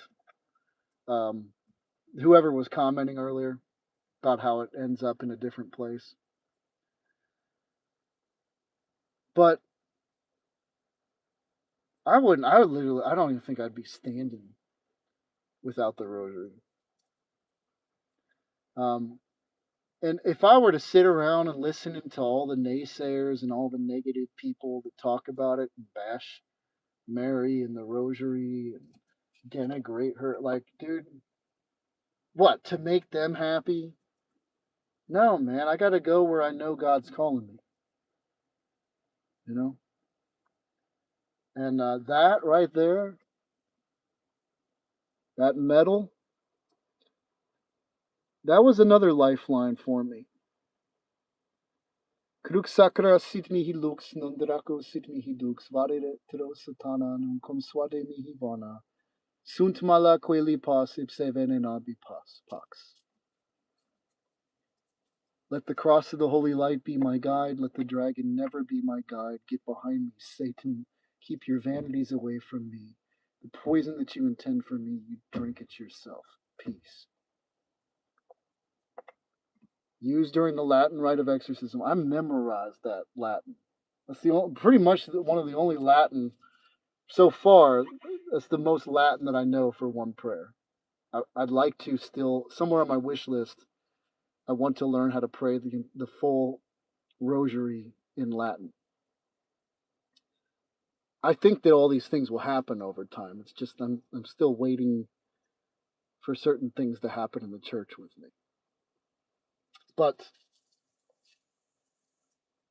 I have had so much victory with the rosary. Yes. Oh, that prayer. And that comes from the legend of Saint Benedict, you know. So he was known as a very strict abbot, and his monks tried to poison him, apparently several times, at least twice. And the legend goes that the one time that they tried to poison him, they poisoned the wine in the chalice, And he walks up to the chalice and he does the sign of the cross, and the chalice breaks. And I don't think even Protestants even understand this kind of stuff. I feel like what the Protestant world has done largely is like strip Christianity of the supernatural and rationalized everything. And there are absolutely, sadly, sectors of the Catholic Church that are doing the same thing today. I'm not sure that a Saint Padre Pio or a Saint Francis of Assisi would be recognized today. Meaning, I think that both of those men would be sitting in a psych ward. Would the Catholic Church today listen to a Saint Maximilian Kolbe, who started the Milizia de Immaculata in response to the Freemasons of Italy, walking around with signs saying that they were going to install Satan as a pope? No, in America we'd laugh at him. And we'd listen to the Masons that come online that say it about Saint Maximilian Kolbe. You know, this guy's he's an insane person. Is he bipolar? We're just a do-gooder organization. And meanwhile, that's his testimony. Now, he became known as the Saint of Auschwitz, who exchanged his life for a fellow prisoner at the concentration camp. But frankly, that's just part of his story. I mean, he started the Milizia de Immaculata, which is a way that you can consecrate yourself to the Blessed Virgin in response to the Freemasons. He's a hero of mine. St. Padre Pio was a stigmatist, as was St. Francis of Assisi. St. Padre Pio is another hero of mine who went to war with the devil greatly and suffered quite a bit. If you go through gang stalking, you need to know about the life of St. Padre Pio. Okay? You will hear things, and his insight into the devil and the demonic and the forces of darkness will be greatly relevant to your path, frankly. And then this, just test it out. Listen, if you pray, all I say is pray one full rosary earnestly. And if afterwards you say, that was evil, or something wasn't right, God's going to let you know. Okay? I've just never met anyone quite the opposite. These Franciscan nuns, who again for 20 years have given their lives, taken vows of poverty, who live for Jesus 24/7, have these like machine gun sized rosaries on their hips. Pray the rosary all the time. And when I first saw these nuns, as I was sitting out on the street praying my rosary, handing out lunches, I remember I'd see them driving by and they glowed. Even as someone else in the spirit of Christ, like you see it, you do see that aura over people. And like these nuns glowed, and sometimes when I'd see them walking about, they had like this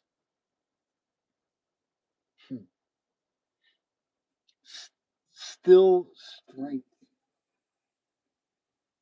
You can just see it. Spirit knows spirit, man. And so that's a really long way of answering your question. And there's so many reasons. I could continue to give more reasons as to why I am a Catholic. It's been the best decision I made coming back to the Catholic Church. And it gives me a lot of hope for people that were born Catholic who go astray, or they're going to come back. Most come back. It's part of the rite of their baptism, frankly. I'm so grateful that I was baptized as an infant. Infant baptism was never even a controversy in the church. Not until maybe the 11th century was it even questioned. These are all these things are like later inventions. Ask yourselves this: really? We're not all supposed to be a unified church. We're all supposed to have every time we had a problem, we need to do what Martin Luther did and go and found our own church again. Well, this church is no good, so I'm going to start my own church. It's lazy, man. Roll up your sleeves, try to fix the one if you see a deficiency in it. And sometimes too, God will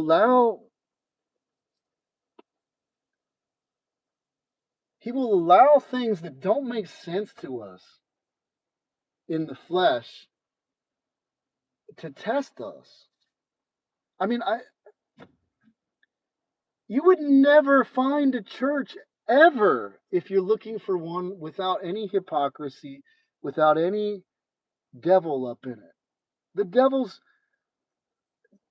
yeah, he's in the bar. Yeah, he's the crack dealer. Yeah, he's the murderer. But you know where he's like at front and center as much as possible? In God's church. Busy smearing it and trying to make you hate it. You better know that.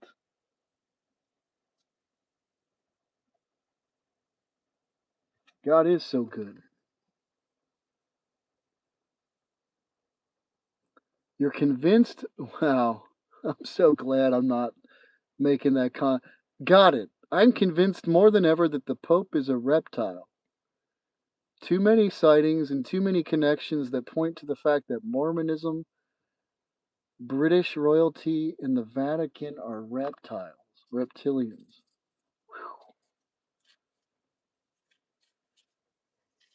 I don't know what to do there. I made a video a while back where I joked. It wasn't even a joke. I just said, "Heidi, Heidi, Heidi, ho, reptile in the church has gotta go." But I didn't mean it literally.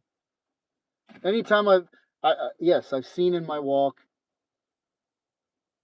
slit eyes a couple of times in those psych wards, actually. Um, but do I believe that they're reptilians? Like a reptile? No, I believe that the phenomenon that we're describing is demonic, straight up. I like Pope Leo quite a bit, actually. And I've actually even started to. I'm just glad that I changed direction because I was. I'm uncomfortable with some of the things that I even would say about Pope Francis. I'm uncomfortable. Saint Benedict, I used to think, or not Saint Benedict, Pope Benedict. Um, I was skeptical about, and I realize now that I think he was a deeply spiritual man. Um, I realize that there's a humility to it, guys. To humbling yourself to an authority high. How can I submit to God if I can't submit to His church? How? Otherwise, I'm the diviner of all things. Do I trust God enough to say I trust you? I trust you, and I don't have to worry about all the politics of this, that, and that. In the end, you'll take care of it all. I trust you, number one.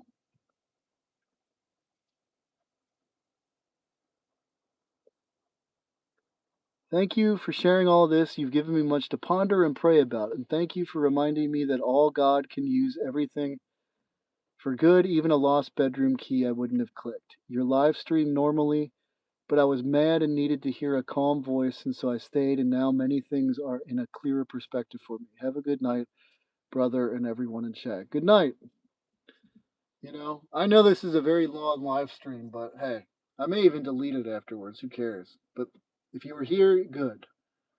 I actually enjoy these live streams quite a bit. I just wish that there was someone else who I could discourse with or a group of people to make it a little bit more engaging.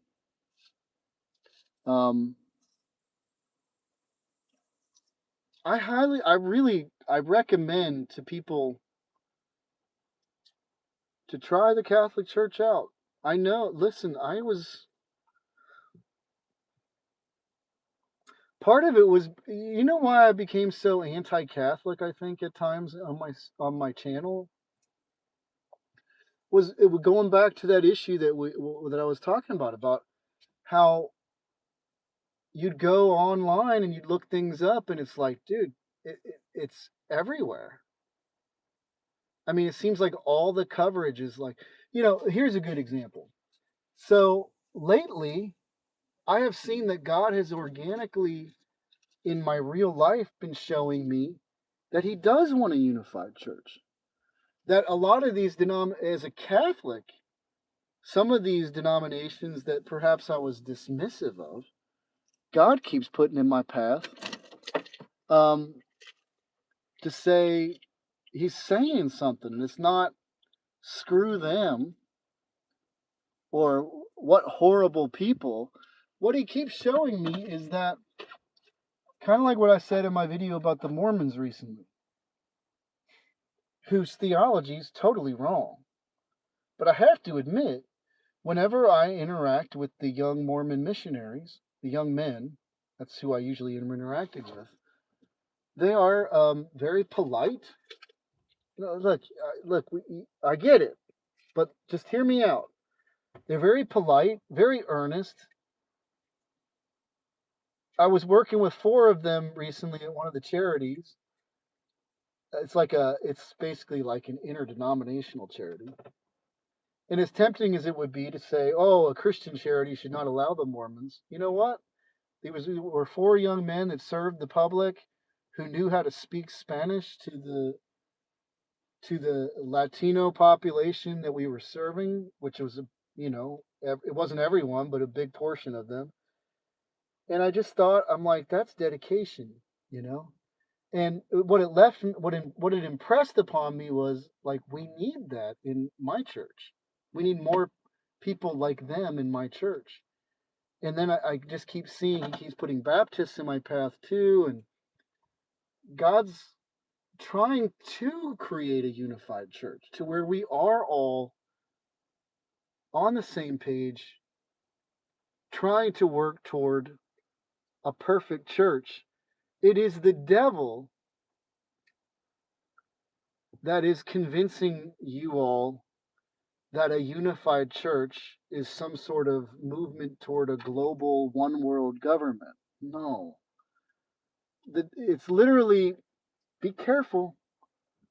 He's subtle. He's subtle. You don't see him coming.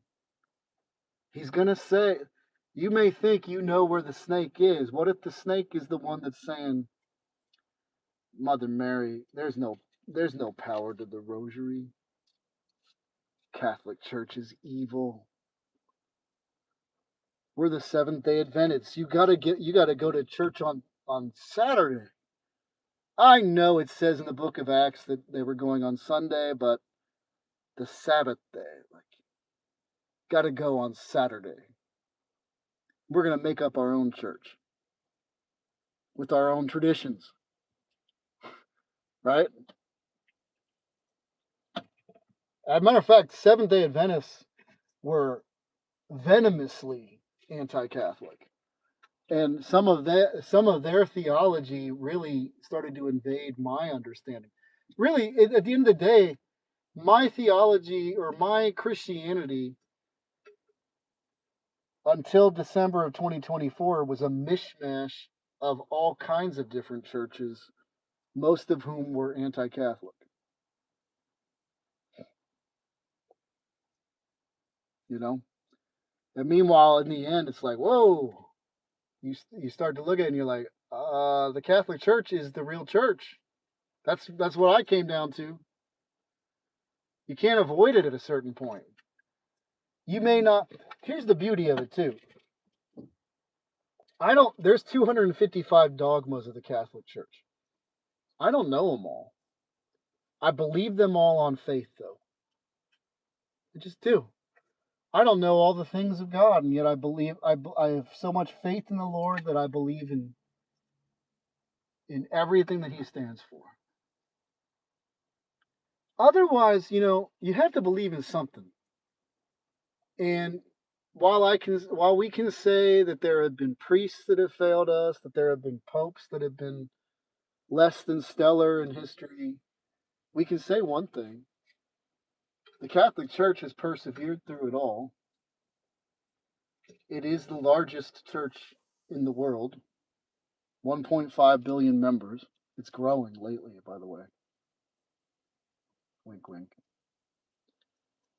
Um,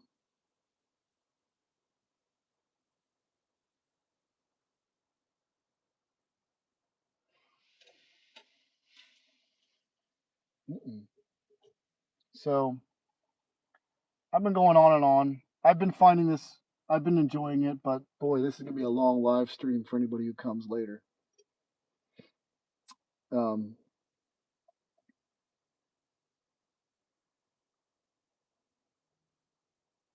it's just how I feel anymore. I went to mass tonight. That's the other beauty of the Catholic Church. Like mass is every day.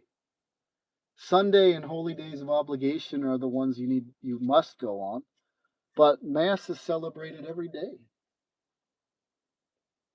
And so like I can go. I went tonight and adoration. I came in the middle of adoration, which is where people sit in the presence of the Eucharist and just sort of experience the Lord. By the way, there's been many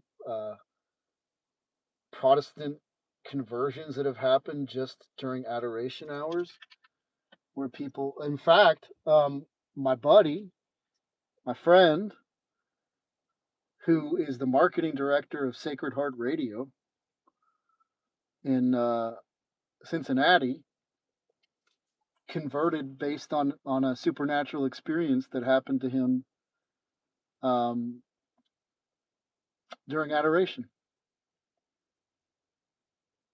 His story is very interesting, by the way. God's got some strange. He's got an interesting path ahead for me. I know that. Talk about a weapon. This is a rosary that I got. So that's a grenade pin. It was made by a military guy. I got this at Our Lady's Farm in Falmouth, Kentucky, for $10. Best $10 I've ever spent.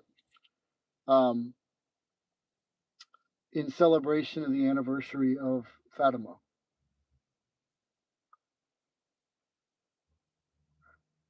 It's gorgeous too. It's so well made and sturdy. I put it on my keychain, and I kind of wear it as an accessory,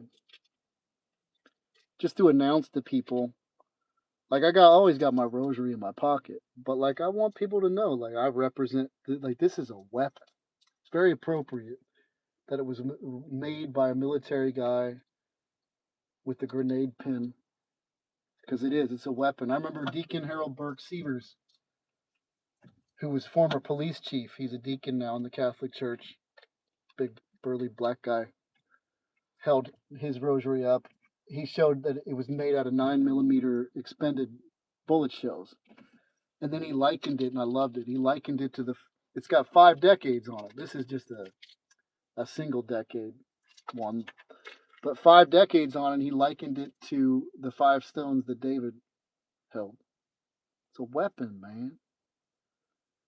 Oh, the devil doesn't like it. The devil wants you to think that the rosary ain't nothing, that it's somehow evil, that you're worshiping Mary. You know what? I ain't worshiping Mary. I pray to Jesus every time I pray the rosary. Hail Mary, full of grace, the Lord is with you. Where's that come from? That comes from the Annunciation, Gabriel coming to Mary and announcing that she is with child. Hail Mary, full of grace, the Lord is with you. Blessed art thou among women, and blessed is the fruit of thy womb, Jesus, the Magnificat. Holy Mary, Mother of God. Where's that come from? Elizabeth says, you are the mother of my Lord.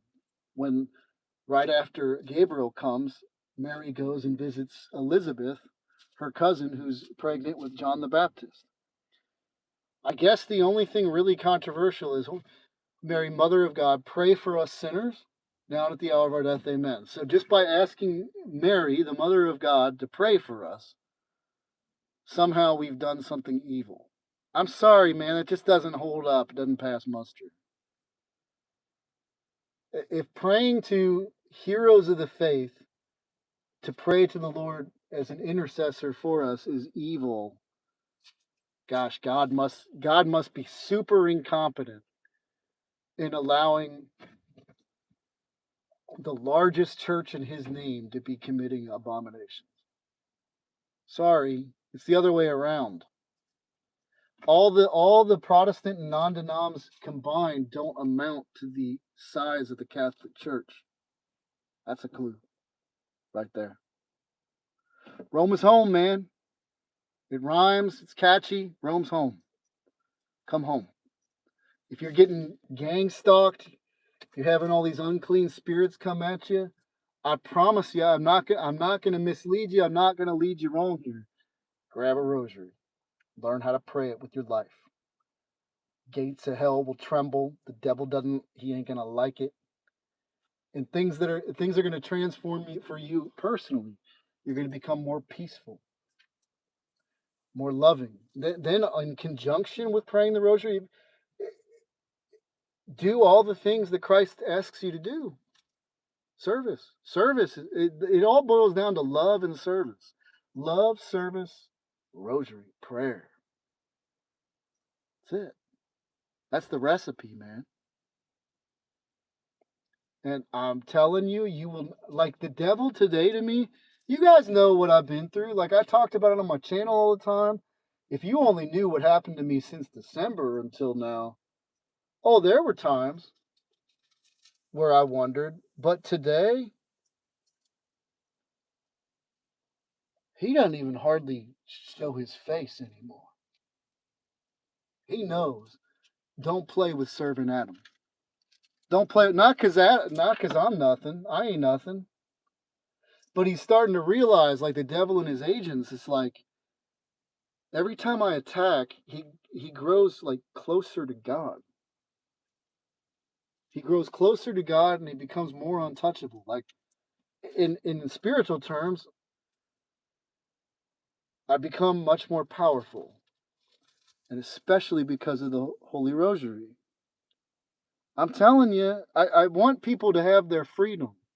To the guy that I used to do ministry with here on YouTube, which I honestly regret having done. But as anti-Marian as you are in your disposition, or at least the last time I ever talked to you, where you started to just telling you, everybody turned on me when I started to become Catholic. Brother, you need this. If you legitimately were going through what you say you were going through, you need this. Bad. All of you do. But more than that, you need to live a repentant life. Repentant. Quit making excuses. Every time, quit making excuses. Quit saying things like we all fall short or whatever else. Yes, we do. Now get back up a minute later, ask for forgiveness again, and vow to not do it again. And mean it. And try to discipline yourself to the point where you don't do it again.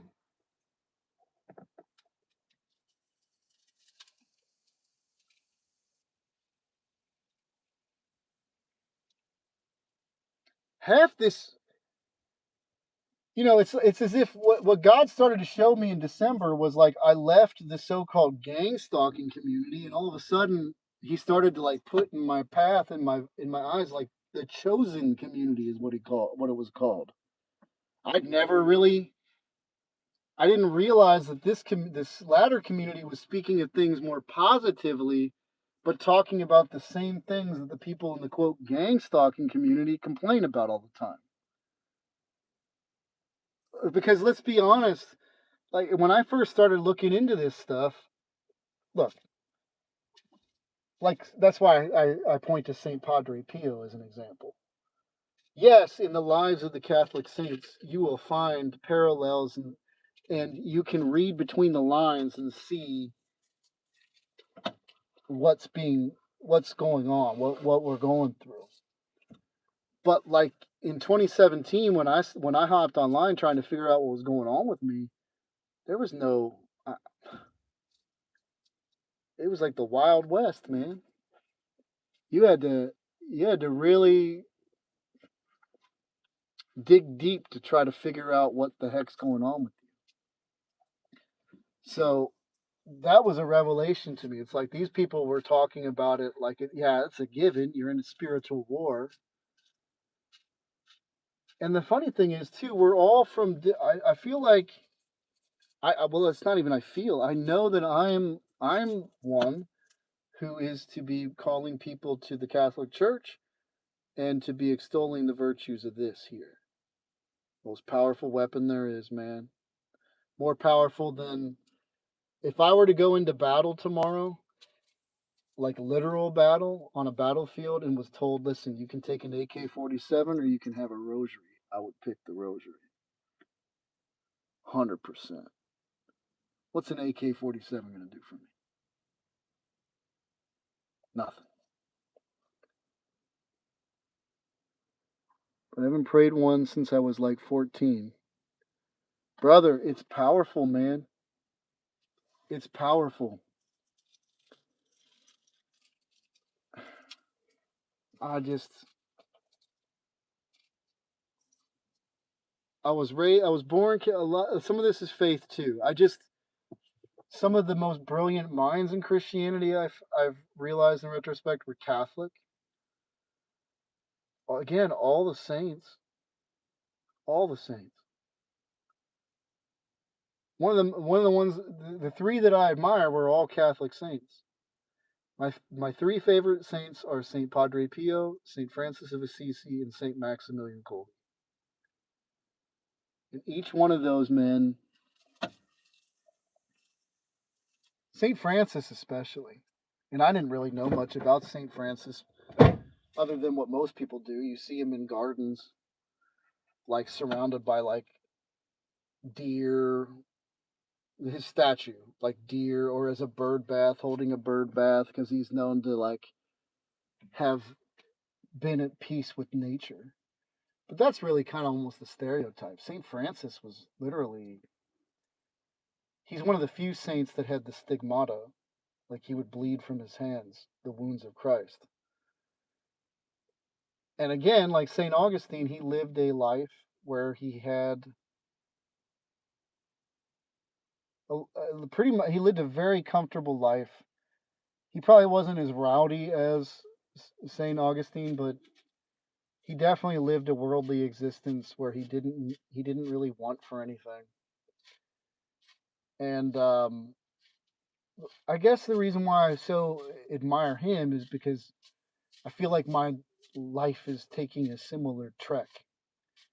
And this is where people become, if I were to enter the Catholic Church, I probably would become Franciscan. Um, just because he tapped into what the if you were to boil down what Jesus calls us to, it's to serve the poor. St. Vincent de Paul remarked upon that. St. Vincent de Paul, obviously, he did not found the thrift stores that you've heard of, but they're obviously in his name. And St. Vincent de Paul was another saint that worked a lot with the homeless and the poor. And he talked about how he just constantly was meeting God and the angels um, in them. I could absolutely say the same thing. I know a lot of brothers and sisters in Christ in these ministries that we all kind of know each other around here that work with the homeless as well. And everybody has an awareness of it. It becomes addicting at a certain point. I mean, you literally, you have to transition at some point. God's not calling you to like is it really God blessing you with like tons of wealth? If if what you're doing with that wealth is like living in a nice suburb with a big old house, is that really God? Mm, I'm not saying that you're the most evil person in the world and that's you don't like give to charities and you're not doing certain things, but I just don't see God calling us to that life. I see God calling us out of all that comfort. He says, let the dead bury the dead and follow him. That means like the world of men and their affairs who look at life that way, leave all of that behind. If you're living for money and for your material possessions, you know what you're supposed to do with all that? Get rid of it and give it to those who need it and follow me. And follow me means keep doing that. What is our daily bread? You know, our Father who art in heaven, hallowed be thy name. Thy kingdom come, thy will be done on earth as it is in heaven. Give us this day our daily bread. That means trust that God will always come through for you. And also it means Eucharist. Your daily bread is the Eucharist. He is the daily bread. Jesus is your daily bread. What more do you need? I really, and I say this in so many videos, we have become so confused about what God, in the United States especially, where, I mean, you really, most people, or a lot of people, we should say, live the life of what would only be described as like a king. That is just not, that is certainly not the life Jesus called us to. Now, now God may bless you greatly with wealth, okay? But what are you going to do with it? Like, I actually pray that God does bring resources into my sphere. Perhaps a lot of financial blessing, but not for me. I don't care. I would still want to live in, and I'm not tooting my own horn. I want to say it to encourage other people to live in a shed still, unless I had a wife and family and all that. But to live the same life that I'm living today, but just with more resources to spread around for others. You know, I just don't. I had a brother in well, someone who manifested on me, frankly, when this journey began, who for years had been trying to convince me that his big house and all of his four wheelers and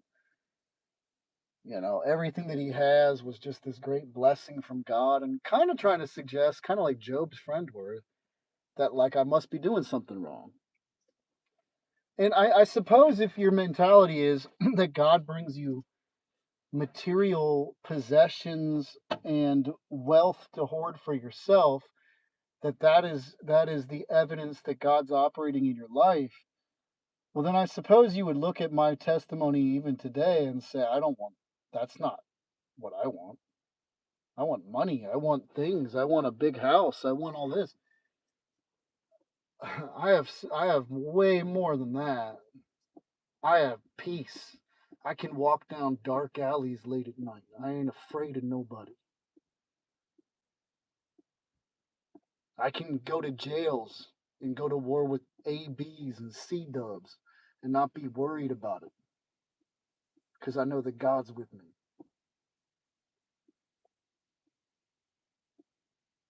I can pray at Masonic lodges and not be a coward. And like I was out on the street a couple days ago feeding the homeless, and this guy was driving by mean mugging me, and I saw on the back of his window decal was a Masonic square and compass, and then he came driving by again, a big red truck down here in Covington. I ain't scared of you. Since when? That's liberating. I'm not. But basically, translation is I'm not scared of the devil. This whole thing that you guys go through, this gang stalking and all that, that's what it hinges upon. As much as you say whatever, it's what it hinges upon. That's the attack. When you become immune to those attacks, He doesn't know what to do anymore. Freedom. And then beyond that, like my whole life, I'm talking about it here just to show you there's victory. There's straight up victory over this thing. But I don't hardly think about the devil really. Day in and day out, I really hardly ever think about it. I'm mostly like just enjoying God. I'm just drunk on God. And when I do notice the devil these days, no caps, like I'm literally kind of just laughing at it. A lot of times I find it either humor when I see the spiritual attack, I like laugh about it because it's just like pathetic kind of, or I feel bad for him. Like that guy, the Mason. I prayed for him because I'm just like you just so on the wrong path. Why would you hate me? Why would you hate that? Because you know that I come outside your lodge sometimes and pray my rosary. It doesn't look good for you on Front Street. Well, quit being a Mason. Truly.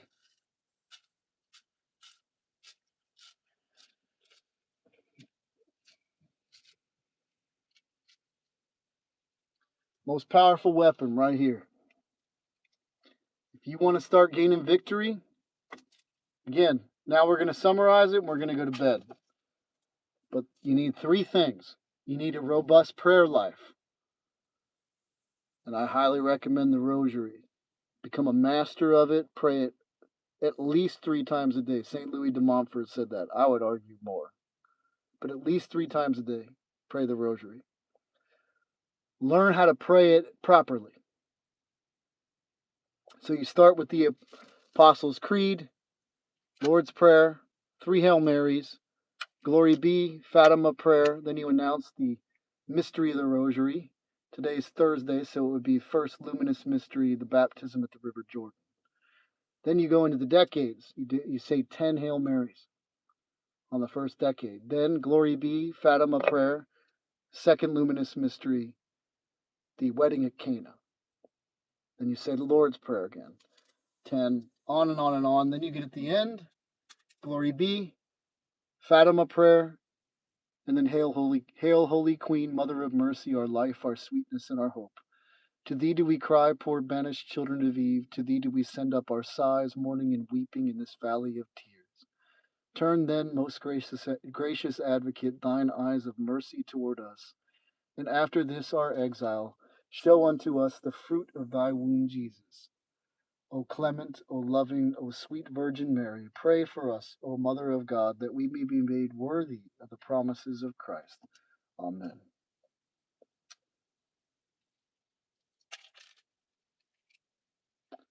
There's power to it, man. I'm starting to learn too. I go to different churches, and then we're going to close up. I have so much still to learn. The church that I went to tonight, every liturgy is a little bit different depending on where you go. Sometimes it's similar, but it's pretty much always the same. I mean, but there's different adaptations or different emphases that different Catholic churches have. And so there's I need to be disciplining myself and learning new prayers constantly. Because I'll tell you what, it was those memorized prayers that really got me through jail when I was in there. I love it. I love all the saints. I love all the prayers. I love that there's always so much more to learn, or that as much as I may learn about the Catholic Church, it's endless. There's so much more to learn. And I have all these saints that I get to tap into the writings of, or examples of how they lived their lives for the Lord. Um, so many reasons to be Catholic. Well, thank you. Yeah. Um, then, of course, there's the St. Michael prayer. which is, who, I want to say it was Pope Leo, one of the Pope Leos. There's an interesting story around why the St. Michael prayer. There's an interesting story around it that may explain some of the things that we go through, where basically the Pope had a dream that God had given the devil 100 years to try to like destroy his church. And apparently these we're kind of coming to the conclusion of that right now. At any rate, Pope Leo, I don't remember which number. There are so many popes. See, my ignorance abounds. I have so much to learn still, which is why I want to go to seminary one day to be a deacon. Um, but he came up with the Saint Michael prayer, and then had everyone pray it at the end. It's traditional in Catholic Mass to pray the Saint Michael prayer, which is in the name of the Father and of the Son and the Holy Spirit. Amen. Saint Michael the Archangel, defend us in battle. Be our safeguard against the wickedness and snares of the devil. May God rebuke him, we humbly pray.